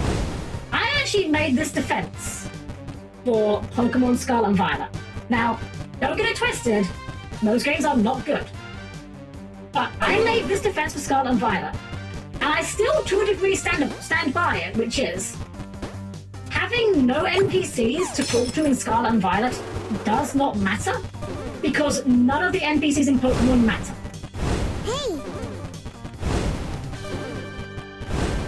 Like, think about it. How NPCs do you, if you're someone that plays a Pokemon game repeatedly, you know, if you're playing, say, Pokemon Red, and let's say it's like your third or maybe even fourth or even higher playthrough of Pokemon Red, how many NPCs that aren't Nurse Joy, that aren't gym leaders, are you going to talk to? You probably talk to Bill, because he's required. You probably talk to the NPC who gives you Fly, because that's a core gameplay mechanic you're unlocking. You probably talk to the Safari Zone Warden, because he's required to complete the game. Like, by and large, NPCs in Pokemon do not have depth. They are just one text box. I guess what I'm basically getting at here is Pokemon can and should be doing better. It deserves better.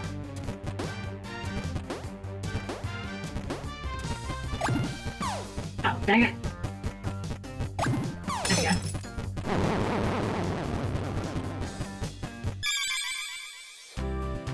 So gameplay-wise, recent games have been really good, but the insane tutorial length and lack of voice actors made negatives many Pokemon fans have with. I'll be honest, I wouldn't even agree with the gameplay being good, I'll be honest. And here's the thing, I had fun with Scarlet and Violet. Why'd I click retry? I don't want to retry. I had fun with Scarlet and Violet. Game is not good. I'm sorry. I had fun with it, but it is not a good game. And I have not played Legend of ZA, but I have watched someone play it start to finish, including the DLC.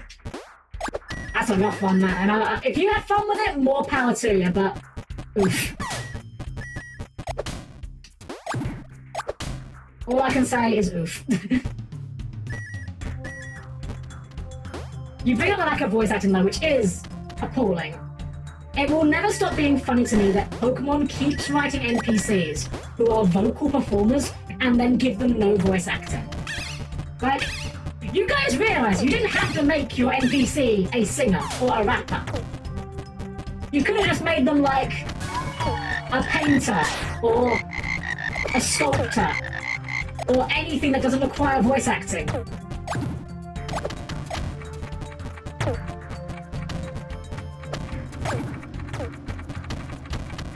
It's so... The worst example in me is, in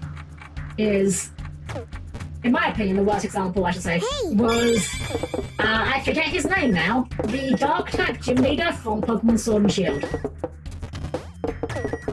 They made the man like a screamo punk singer and have a scene where he is ostensibly screaming into the mic and it's silent.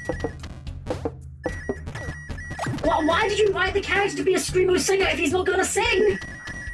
Just make him anything else! Or like, give him a line of dialogue, at least for the parts that matter. Heck! Roxy from Black and White 2, it's not much. It's like a 10-second line in her song. But at least she has a voice. At least we know that she can sing, even if all she can sing is Dogas, or Pokemon if you're playing the English version. Even if someone who doesn't have Pokemon voice acting on, why don't they pull out Gen 5 and have voice acting for singing stuff? Exactly! Like, pay an intern. Like, throw $10 at Toby Fox or something. You know he's there. We know he's there. We know he's involved in Pokemon. Just throw $10 at Toby Fox and get him to scream into a microphone for 5 seconds or something. Or just, you know, hold a contest or something. Like, let's be honest here, right? Let's be entirely real. Pokemon does not need to pay voice actors for this sort of thing. Pokemon could, and I'm not saying they should, but Pokemon could very easily say, hey guys, do you want to be in the next Pokemon game? We're looking for a singer to sing the word Pokemon angrily into a microphone. If you win, we'll put you in the game.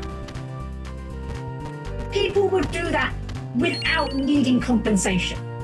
Now, I'm not saying they shouldn't be compensated, but I'm saying that, are you kidding me? People would do that no questions asked for free.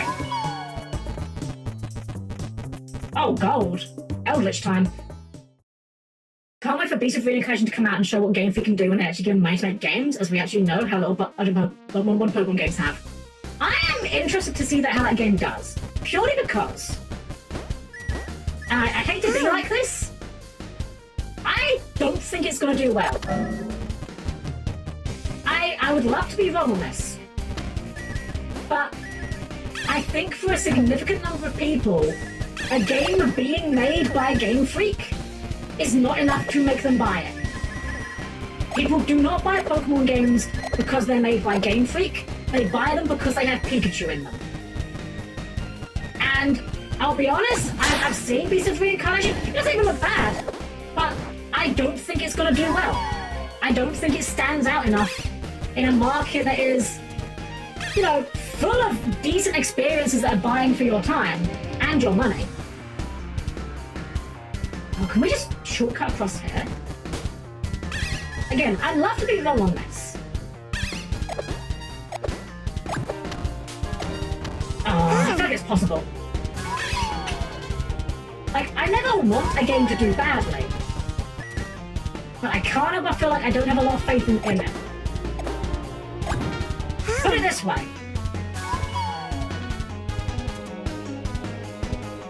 Now, your experience may be different to mine. How many times have you seen the conversation open up with, oh, have you seen this new game called, what's it called, Beast of Reincarnation? It looks really good. It's always been brought up as, oh, have you heard of this new Game Freak game? Like, that's a selling point. And again, I'm sorry, I hate to be like this, I don't think Game Freak making a game is a selling point for a significant number of people. I don't think Game Freak have, like, enough of a track record doing things that aren't Pokemon that their attachment alone, oh, that's a death plan, okay, is a selling point. Like, think going back, like, 20 years ago now, right? Blizzard, Square Enix, Atlas. Now, some of these names still have some power, for sure, but if someone said to you, oh, have you seen the new Blizzard game? Hey! That is a very different statement in 2026 to how it was perceived in, like, say, the year 2000. I'd even argue for some people, like, a game being made by Blizzard at this point is almost more of a warning sign than it is an incentive, you know? So where are we going? I'm kind of just spinning my wheels here. Or spinning my centipedes, I guess. The centipede mechanic is so good. You know what? This is a pretty neat mechanic. I'd like this more if they were... What's the word? Oh, we apparently get a switch at some point. I'd like this mechanic more if they were platforms rather than obstacles. But it is a neat mechanic, you are right.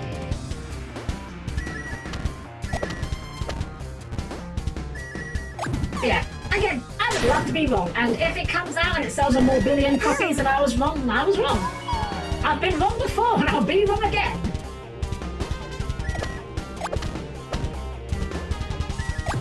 There is, of course, another angle for this. What if the game comes out and it's really good?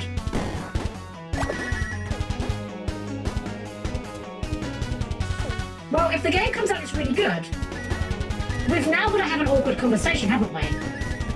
About why Game Freak can put so much effort into making a literally what title that no one asked for, and yet the highest grossing multimedia franchise in history can't even get voice acting. I hit retry again because I'm dumb. I'm not saying it's a lose-lose, but I am saying it does make some awkward conversations afterwards if it does end up being really good. That random ping. Oh. I guess it's that. Got it.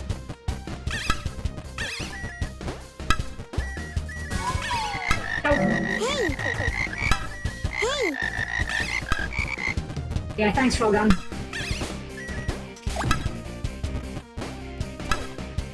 So look at the budget close Pokemon Kabinton. So is that? Well, here's the thing. You can argue budget, but at the same time, there are games that look and play far, far better than Pokemon Legends ZA or Pokemon Violet and Sapphire. The budget obviously has to be a factor, but I cannot imagine for a minute that, like, the devs were hurting that badly for budget. That was really the best they could do. I genuinely think that, unfortunately, I don't think that whoever the Game Freak got working on the Pokemon games, I don't think they're very good at making games. I'm sorry, simple as.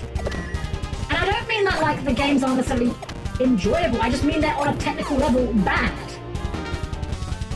Where are we going? Where are we going?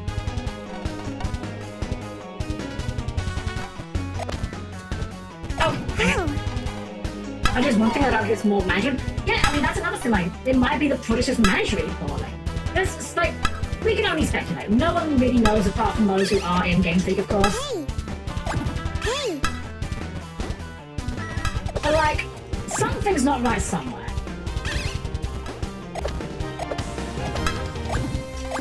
Oh, that's a bit of a tricky one. Wasn't it already revealed or announced for Beast Reincarnation outsourced to a whole bunch of other companies? And that's a world difference compared to any game for Pokemon. I mean, that's even more damning, right? If that is the case.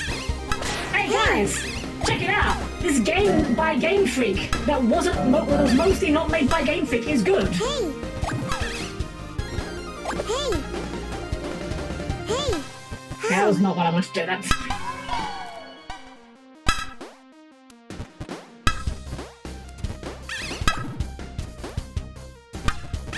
Actually, not entirely sure if I'm doing this correctly or not. Hey! I think we have to just repeat the headphones this. There we go. My opinion, budget doesn't equal good game. Like Amazon's game that tried to be an MMO, what would have been a major RPG. New World had to look at shit. Oh yeah, New World, yeah. Had a lot of budget. Shit game. Absolutely. I mean, look at freaking Concord. Like, that is like the example here, isn't it? You know, Concord is like the game that had a huge budget, and yet it was crap. No one wanted it.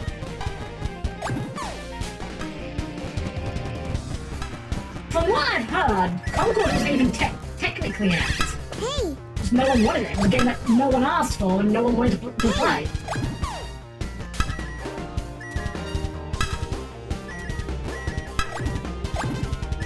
It makes me sad. Some of the devs miss their time on other Game Freak games like Drill Doors. Like they had a Game Freak anniversary dev talk and one artist was sad to take up their concept art for it. That is kind of sad. I mean, I feel bad for any dev that's forced to work on something that they just... I mean, let's be frank, right? Hey! Realistically, do you think the guys working on Pokemon, do you think they still enjoy it? Hey! I'm sure they might get a money they make out of it, but like... I could be wrong, I might be completely on the wrong read here, but... I feel like the modern Pokemon games do not seem like the result of passionate developers with a strong vision for a game. They are the result of, we need to put out another Pokemon game, because it's been a year since our last one. This will be good enough to satisfy little Timmy and get his mum to open her purse. I mean, look at like the older games, right? And I'm not even like a Gen 1 or anything, you know? For the record, my favourite gens are 2 and 5. If it matters. But like, let's look at the likes of, say... I don't think... Oh, I got an achievement, get all health upgrades. I guess we're near the end of the game then. Let's look at the likes of, say... Heart Gold and Soul Silver. I don't think it's a controversial opinion to say those are probably among, if not... Oh, interesting. If not the best games in the series. Certainly the most beloved games in the series. I mean, the fact that a complete in-box copy of it will run you for like $200, I think is proof of that. No one pays $200 for something they don't like. Hey! That game is full of like little things that no one would have missed if they weren't there. Like, Pokemon following you. No one would have cared. No one would have complained if your Pokemon didn't follow you in that game. But they did it. Why? Well, maybe because they were told to by the higher-ups, but maybe, just maybe, it's because someone actually gave a shit on the team. Or Or the Pokeathlon. There's no good business reason to make something like the Pokeathlon. You have to allocate a whole new system just to this one minigame. You have to invent a whole system for like raising stats for it. You have to allocate stats to every single Pokemon. Now, sure, it might not have been a tremendous amount of work. Maybe you could have bashed that out over an afternoon. But that is still work required to add a bit of side content that realistically a sizable amount of your playbase are not going to engage with unless there is an incentive to. And from what I remember, there is not a significant incentive to engage in it.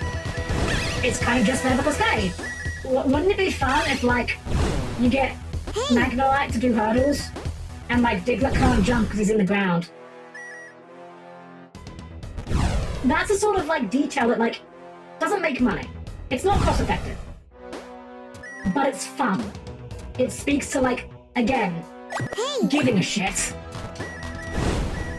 If it wanted passion, they should hire people making fan games in their garages. Look at the guy making Gamma Emerald now, that's passion. And those guys are willing to make full-fledged Pokemon games for free. It is astonishing how both Pokemon and in the Sonic fan base, like, we know a lot of fan base, but those two in particular, just make shit for free. Just for the love of the literal love of the game. They're not out here doing it because they want to make $1 billion. They're just doing it because, like, hey, I have a cool idea. And I think this would be fun, so I'm going to make this.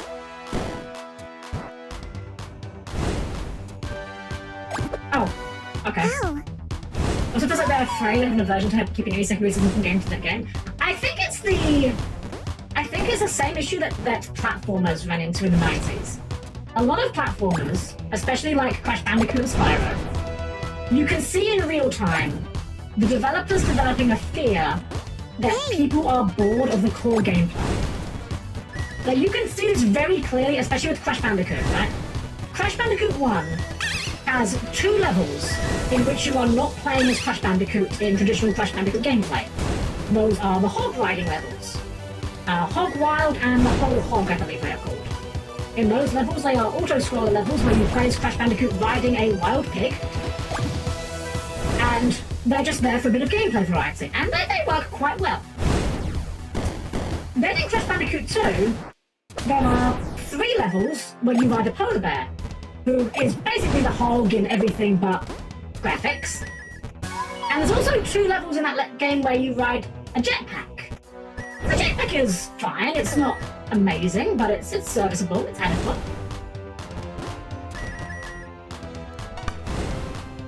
And then in Crash Bandicoot 3, you have 2 levels where you ride a tiger. You have 3 levels that are completely underwater, which is a completely different control scheme. 3 levels where you ride a biplane.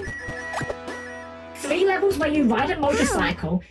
In fact, it turns out that in Crash Bandicoot 3, there are more levels in that game where you are not doing standard Crash Bandicoot gameplay than levels where you are doing standard Crash Bandicoot gameplay. And I can't think of any reason for it other than the developers literally were like, oh no, people are clearly getting bored of Crash Bandicoot gameplay. But we weren't. Frogun, a small beast with 4 legs, which I do not know how to pronounce that character.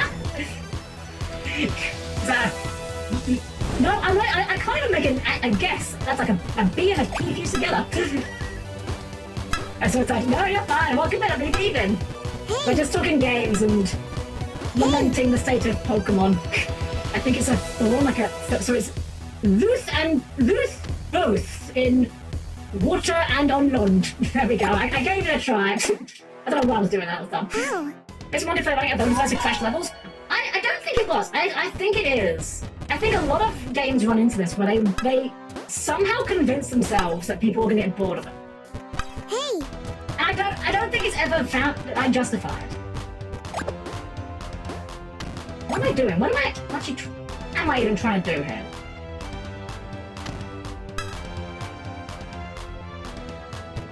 Is it something like this?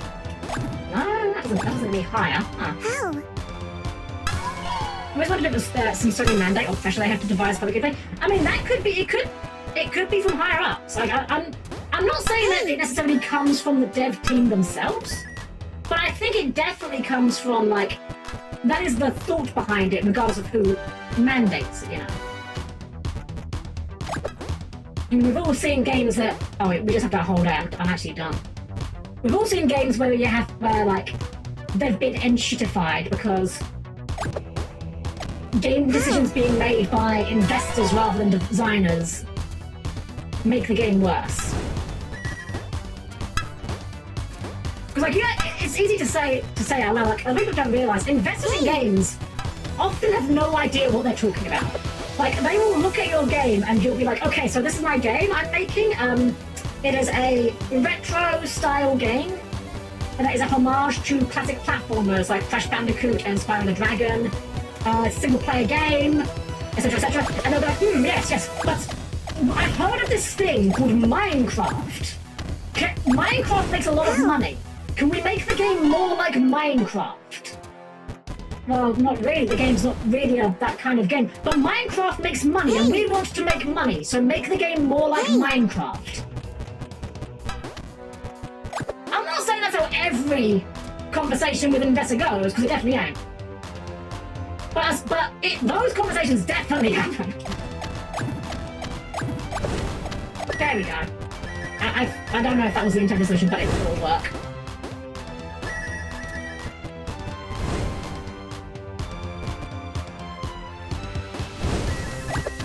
Wait. No, I don't... I have to jump on you. Hey! Good enough. The brown bricks for Minecraft. God damn it. I haven't thought out that video in a very long time. This is a game I'm upset for being canned. It's Star Force 4. So yeah, investors should realize that non-gamers in charge of games is yes, exactly. Oh, I know. I am very well versed in the ancient ways. I actually can't afford many hats now, unfortunately.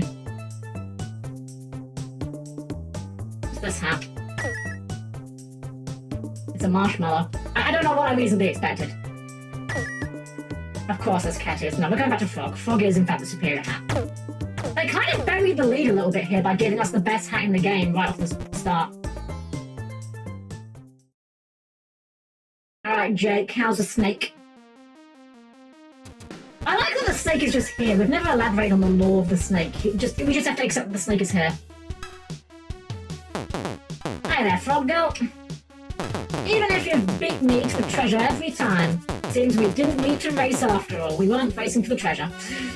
Yeah, I told you I wasn't here for the... Because there's enough gold for both of us! Oh, Jake. Never wanted the treasure! We're gonna race anyway, aren't we? What, really? Why else could you be here? I'm trying to find my parents. They got lost in the ruins. Okay, say no more, Renata. I'll help you rescue them. Come on, let's race to wherever your parents are. Alright, wait. You don't know where they are. We don't know what they look like. Oh, Jake. Oh, dang it. Renata, I get it. Is that a joke that's just slipped me by? It did seem like an oddly specific name, but I didn't really put two and two together, I guess. I think this guy's called Jake as a reference. I think this guy's called Jake as a reference to and like, this could be completely wrong, but I think it might be an Ape Escape reference because the rival character in that game is also called Jake, and you race him like I think twice or three times, one of those. How? Rana is Frog. Oh! Honestly, I think you're probably right. To be fair. But it seems too close to it to be an accident.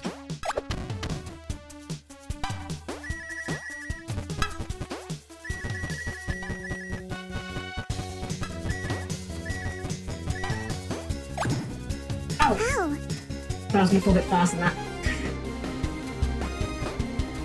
I guess we must be near the end though. I'm not gonna lie, I'm low-key glad we pivoted to doing 80% here. The idea of having... The idea of trying to do some of these levels deathless is a little bit daunting. Whoops. That's too hard.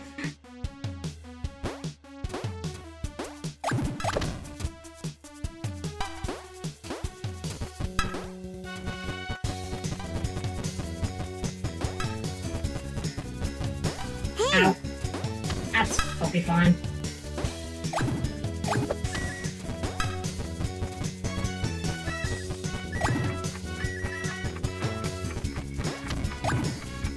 How? I'm very good at this level, I'm realizing. Pretty sure, I think we must surely be near the end, so it's only fair time to start amping up.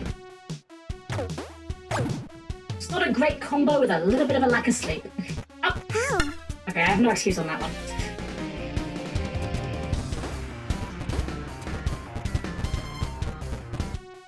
Speaking of Pokemon, one of the most horrid bits of discourse I've seen past day or so, I'm sure you've all seen the news, about how Nintendo are re-releasing Fire Red Leaf Green on the Nintendo Switch Online service. Well, not the online service, rather, but for download. It's really funny watching people go like, oh, what, £20 for this game? I'm like, they're good games. Like, if they were bad games, you might have a point, but like, do we hate Fire Red and Leaf Green now? I thought we generally agreed that they were good ones. How? £20 for a good game seems like a fine value proposition to me. So that's not my back, is it? I just don't get it. Like, the only argument I've seen is, oh, but they're old games. Okay, and? Does that mean they hold no value? Like, they're old games, but they're still fun games that are arguably better than most Pokemon games we've had in recent years. Like, realistically, how long does it take to finish a Pokemon game? Hey! Like, even if you're a fairly casual player, or even if you're a decently experienced one, like, Pokemon games takes what to finish? Like, maybe 20 hours or so? Maybe less, like, maybe 15 if you're pretty good at it. Hey! How? Unlike me. Like, I don't know, maybe I'm the crazy one here. And I'm not trying to play, like, leave the multi-million-dollar corporation alone. You guys know by now I am by no means Nintendo's strongest soldier. But I don't see what the problem in paying £20 for a game that you would like to play that is quite decent, and that you otherwise have no legal way to play. I don't know, I don't get it. I just don't get it. Like, if you don't think it's worth £20, don't buy the game. It doesn't seem remotely complicated to me. Hey! I'd have been more understood of the people being upset if it was tied to the Switch Online service, but it's not. There's the Game Boy games out there, and they're starting specifically with the GBA remix. Honestly, yeah, like they did put the whatchamacallit, they did put Red, Blue, Yellow, Gold, Silver on 3DS, and then left them there. That reminds me, I need to do a bit of research. I found all my old Game Boy games recently, and I have like original copies of all my Gen 1 games and my Gen 2 games, but they are original copies, so they are like completely dead. Like the battery is kaput. I need to try and find like if there's a local store that can like replace them, because I know it's not terribly complicated, but I do not trust myself not to ruin those cartridges. If I can pay someone like £10 to do it for me, I will happily do that. Because I would rather not risk ruining what are otherwise quite hard to get hold of games. How? I don't know. I think it's probably just a session getting people more penny pinching, but the difference between 10 and 20 doesn't seem that crazy. Although I'm not getting there. It's like imagine, but exactly, yeah, if you've got them, you've got them. And to me, I could do it, but the cost of shipping alone. Where are you at, Cynthia? Because yeah, shipping is a heck of a thing. Oh, it's a fine then. Yeah, I have got some new I've got some new Game Boy parts on the way. I think they're like still being made because like I got like a custom shell printed, with like the UV printing on it and everything. And like yeah, the shipping on that was cheap. The problem I is that I want to try and ideally find a local place that does it, because I can find services online that will do it. And like, I've got no reason to think they're not trustworthy, but like, with something like that, it's kind of like, if they are untrustworthy, that's a pretty irreplaceable thing, unless I want to spend a ridiculous amount of money for it. Hey! Hey! Western US, okay, yeah. I've sent things to the US before, to my best friend Yomi. Admittedly ages ago, and she sent things to me, and yeah. In fact, actually, Yomi still has a book that I bought. Okay, she technically bought, but I bought it, so... It was a tabletop role-playing game book, a book called Dragon Neck. I really wanted a copy of this book. There were none available in England. I found one available in America, but they wouldn't ship to England.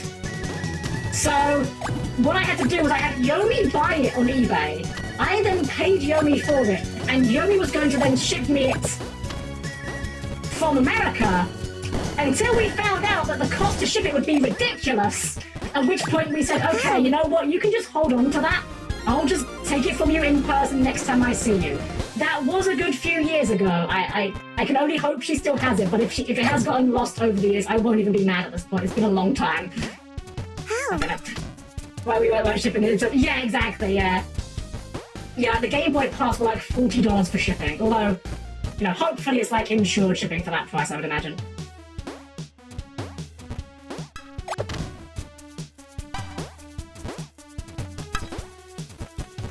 I'm just hoping that, I've seen videos of people installing the mods. Like, I've got this, like, the modded screen, backlit screen, all that good stuff. I've seen videos of people installing it. It doesn't seem terribly complicated. So I'm hoping that even my clumsy ass can't find a way to mess it up. Hey! Battery swaps aren't hard. Battery swaps, they look hard. I've seen horror stories of it. I've seen people posting their attempts at doing it where they've just completely butchered the traces. And I'm like, that would be me. I tried soldering once, many years ago, and I'm pretty sure I got more solder on my hands than I did on the thing I was trying to solder.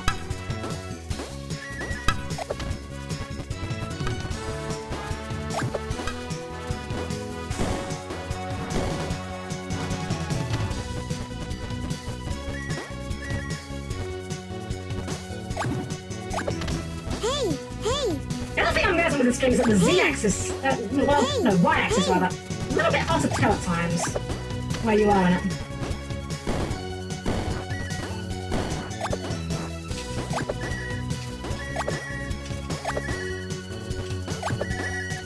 Oh, I needed that bounce.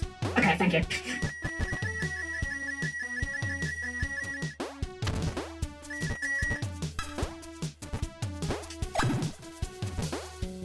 Okay, we're at the end. Oh, you're so fast! Bet you'll save your parents in the blink of an eye. Okay, bye. Import auction sets I use wanted $35 to ship out one secret rare live twin card. Oh my god. Card cost me just $3. Oh, that's so sad. It's really hard to do. Again, I'm very clumsy with some things. Like, I briefly did a little stint with Warhammer 140k, trying to paint them up, and no, it was bad. Oh, I got achievement for winning all races, so this must be the final boss. I have no idea how this game calculates percentage then. If you get a DVD player shipped from Japan to £50, like Q GameCube is not going to be cheap. Funnily enough, I find that when it comes to buying from Japan, I mean, obviously different experience because the pound and the dollar have different conversion rates. Hey! Funny enough, my experience with buying stuff from Japan is that often the postage costs a lot, but the actual product itself often is so much cheaper because of the conversion rate that it ends up being worthwhile. Hey! I've done that before with a couple of Digimon devices where, like, which one was it? It was the Digimon Vital Bracelets. Some of the cards that were used for that, were like really cheap from Japan, like the cost of a McDonald's meal, kind of cheap, The postage was like another £12 on top of that, but it was still way cheaper than trying to find someone here that was selling it. Actually, you know what? Another great example. A plushie that I got from Amazon. The plushie itself on Amazon, Amazon JP specifically was £20 more or less after you did the conversion rate. Hey, The shipping was also £20 more or less when you did the conversion rate. how? Oh, whoops. But if I wanted to buy it from eBay, I was looking at like £60 for just the plushie. It's so weird. How? Am I just meant to... Oh, I meant to just grapple to it. I just specifically apply from... You know what? Fair. Yeah. I can see how that'd be a problem.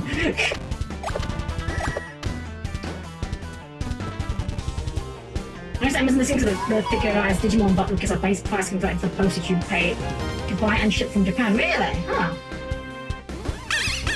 Yeah, because like genuinely, some things, if I'm looking for them, I will just look for when I was in Japan, just because even with the postage, because things get like marked up like crazy when they're imported, sometimes it's just cheaper to just buy them from Japan.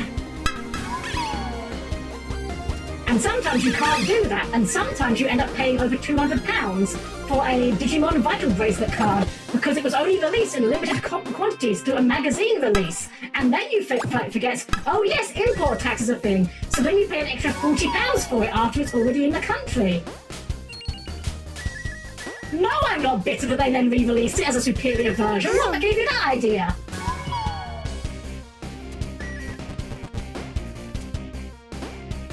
It's fine, it was worth it. I have a complete set now. It was not worth it. This is industrial grade copium. It was not worth it. Alright, well, let's see what the final boss looks like, I guess. Oh, it's the parents. Mom, Dad, you're the final boss. You look like Luigi. Bernardo, dear, what are you doing here? It's dangerous. A little tadpole. You alright? How did you come? That's, we're gonna move on from that sentence. I've come to rescue you!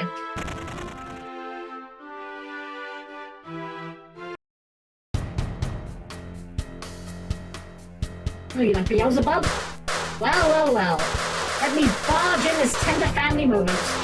Oh, he is Beelzebub, Lord replies. Fair enough. You're not home with your parents, I assume? Too bad. I'm gonna use them to finally complete the ritual. I've been planning this thing for centuries, and I've always been sure of humans. And I take it out. Oh no, he's gonna summon Habakiri. As for you, I'm not even gonna let you watch. Wow, rude. Hey, Jake, and Alice. Snatch and me are going to try and open this piece of junk. Don't worry about us and Kikis, but the snake is called Snatch.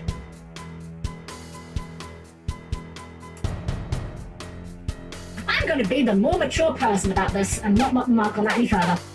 Let's go, Frogun. It's a door.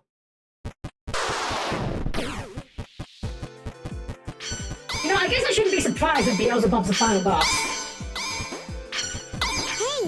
Oh, those are kind of quick. hey, Like, we have been fighting flies the entire game, so I guess it says... check out? Huh. Hide? Oh, we've got to move them! I think? Quite sure what we're doing here.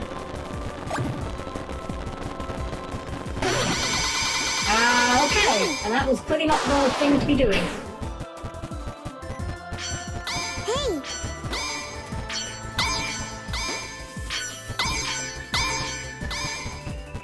hey, hey, I think we have to get it directly underneath him. It did take a while to get up there.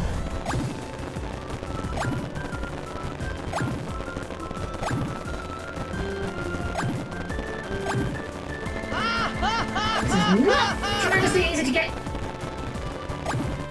Oh, okay, we just put it under here. Okay. Okay, we're probably gonna die here because we're only on like 2 health, but hey, 1 health. Alright, let's Dr. Entropy's attack. Can't fool me. Oh god, okay. Oh, wait a sec. Are we just doing the thing where we copied the other bosses? This was what the water skipper did. Oh, but he didn't leave fire. Right, that is a bit different. Fair enough. Skip. Hey!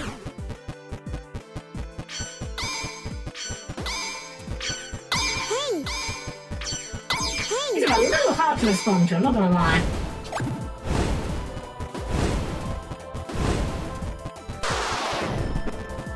Alright, ritual time.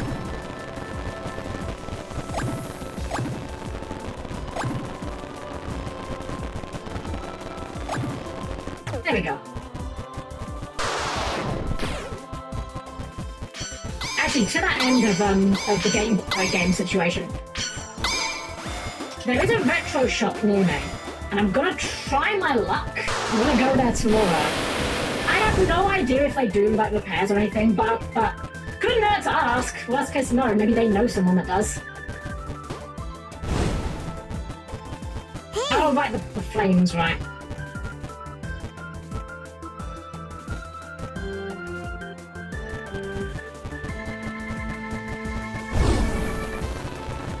Oh, only one of them has a handle.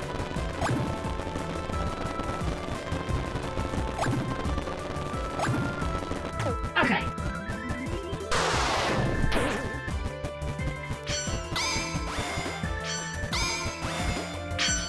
Hey!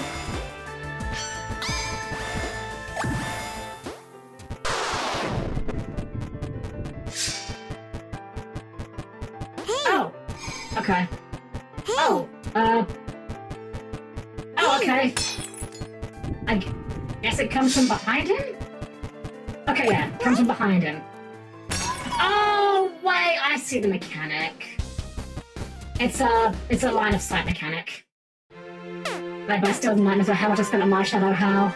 I didn't know you had one as well, Hallow. We can weep about our bad financial decisions together. Hey! Hey!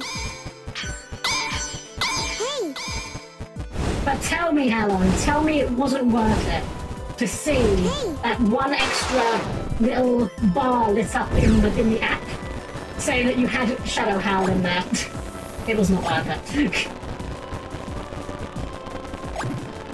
I think I finished my last dim on the original Vital Bracelet like a week before they sunsetted the app. Hey!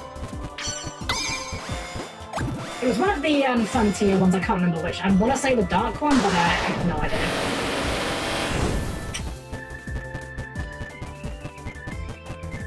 Hey! Ow. Hey! I'm not good at the DVD screensaver mechanics. You know what? I got the little dim holder book and a simple page from True Version for a second. I was like, yes!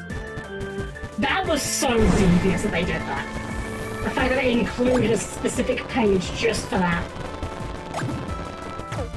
I'm not gonna lie though, of all the like the Digimon devices that I kind of got since getting back into Digimon seriously, I think the dim cards and the BB was like the one I enjoyed the most. I don't know, something about it just clicked with me.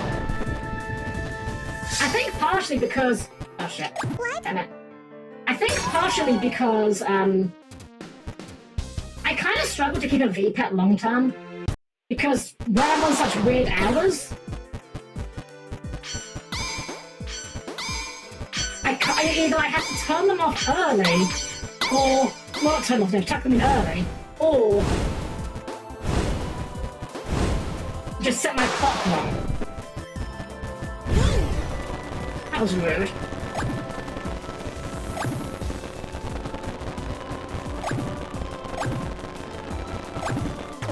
It is my favourite device, but I love leaving it for air and getting reveals left and right. I lost like 20 pounds blocking it. See, I just did mine passively. I just did it when I was at work.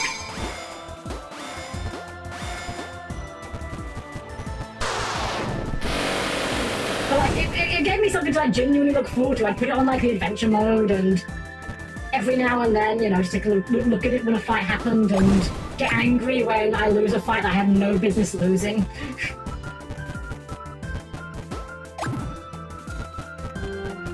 Okay.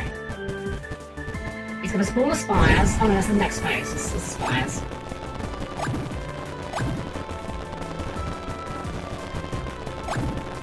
There we go. This is the spire phase.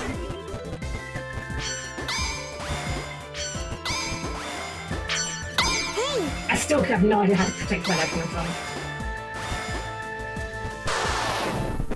Okay, this is a spire. I'm being near a spire.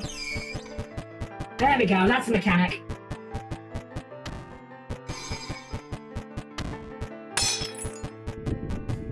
Second one.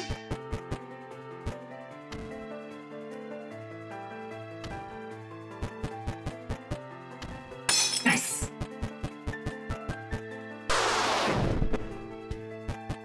That is like almost identical to a mechanic in FF14. It's very Lunar Cry if you've ever done Snowplug. Unfortunately, finally I see a wave of wave 1 for the time. But I am probably going to pick some of it up. We are not even close to finishing the main game, right? Hey! Okay. Hey! Oh!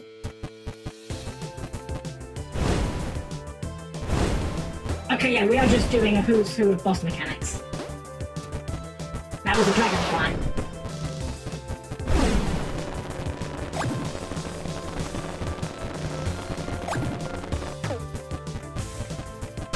Who's left? Spider?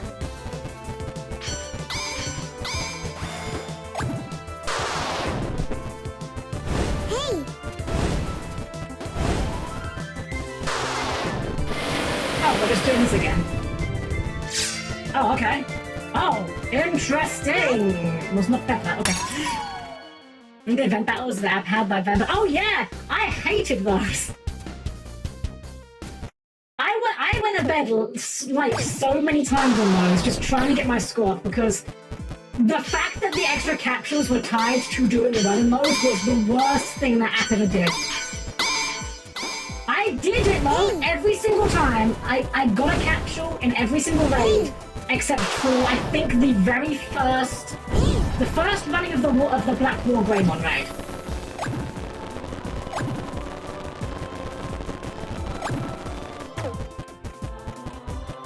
Oh, for British backwards. Oh yeah, the rewards were cool. The way they were managed was terrible.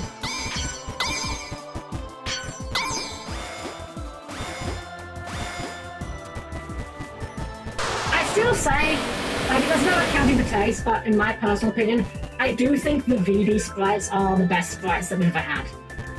They are a perfect middle ground of being cool, but also being cute.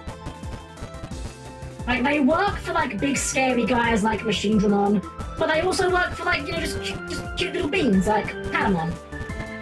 Actually, I don't even know. I don't think Patamon had a sprite on there. Actually, forgetting, did it?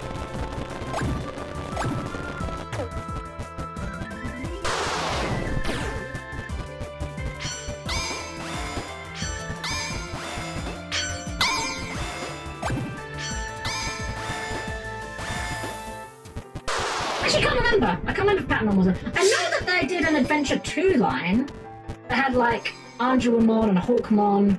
There must have been a Patamon on there, surely.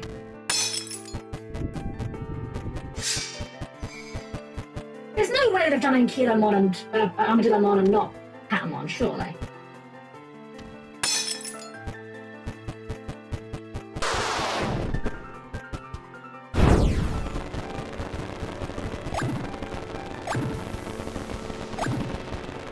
They did okay, I thought so. I'm just sitting there scratching my back. Which dim was it? But I think it was the adventure ones, wasn't it?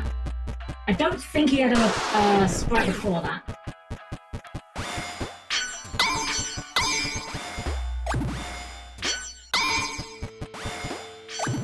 Hey!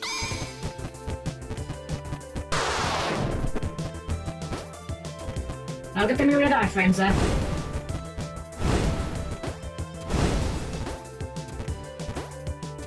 Have we tried the next little mobile game?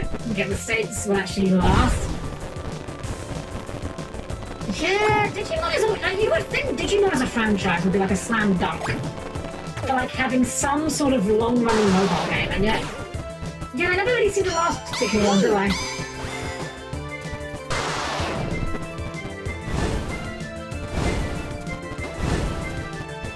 Maybe we haven't got to do like an entire second wave of all the gimmicks.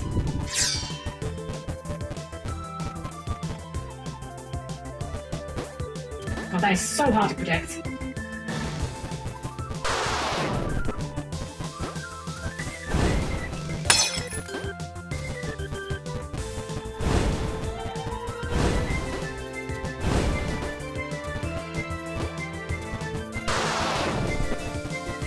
Oh, skulls, that's no. Hey! Oh.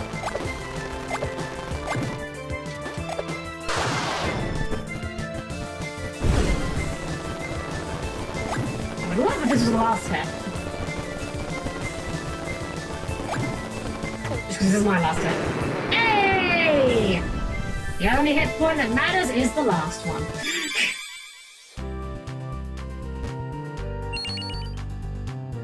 Wow, we actually did it in good time as well. I'm actually astonished by that. Oh, cutscene! Aw, she's so cute.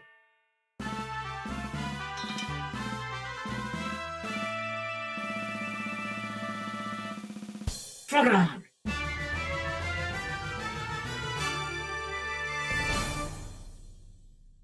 We did it! We saved the parents. No music for the cut. Oh, okay. I was gonna say no music for the credits. What? I thought if the card. This honestly, I want to try the card game, but I don't want it to be on mobile devices. Just put it on Steam. That's all I want. That was fun. It was a fun little game. I think my assessment of this game is a game that is definitely worth a play, but I don't think I'd recommend trying to 100% it. Unless you, like, get really into it, more so than I did.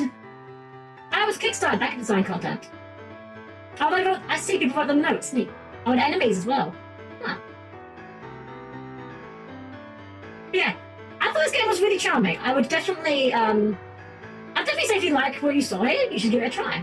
I don't know if I might go back and replay to get 100% on my own time. I don't know. Unfortunately, I hate to belabor the point, but I do genuinely think, like, the occasional inconsistency of the tongue mechanic, which is the mechanic of the game, does kind of, you know, sour my desire to do that a little bit. It's on Steam, would you stream it? Honestly, if they put it on Steam, I would definitely consider streaming Digimon's, Digimon Elysium. Definitely. Like, I like card games more or less, and I like Digimon. I've also heard nothing but good things about the Digimon card game, so I would love to try it in an official capacity. Unfortunately, there are a couple of problems, one of which is I do not currently have an announced client for it. And possibly the more pressing one is, I think I'm a little bit spoiled by Master Duel. Even though, like, the Master Duel format is really not great, there is one thing that no one can argue about Master Duel, and that is it is extremely generous for free-to-play. Wait, Max C! On the right there, Max C! They know.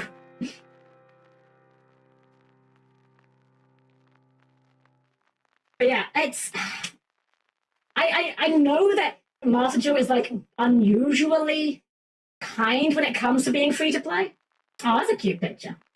And I can't help but feel like Digimon Elysium probably will not be anywhere near as much so. See the Metabot color? I did! I don't know. I'm not sure on that one. I want to be excited about it. Like, I like Metabots. I'm not like the biggest fan of Metabots. Like, I'm not like a Metabots super fan. But I like Metabots. I think Metabots is very cool. But I don't know. It's very hard to get excited about a card game for something like that. And, you know, yeah, as you say, how the card arts, it doesn't look... They look fine. The cards look fine. But, like... If you're gonna sell a game as just a card game, the cards need to look amazing. They need to look cool as hell. Especially a digital-only card game. Like, the thing is, if you're doing a digital-only card game, you should really lean into, I think, the fact it's digital. I've never played Hearthstone, I don't really have any desire to, but from what I understand, there are cards in that game that take advantage of the fact it's a digital game, and do things that you otherwise wouldn't be able to do with a physical card game. Or, another example, Pokemon, the original Pokemon trading card game, had a card, I think it was the Ditto card, which literally just said, like, it turns into a copy of another Pokemon. You can't do that in a physical trading card game. That does not work. Or cards that do things randomly. You can't do that in paper. It doesn't work. So I don't know.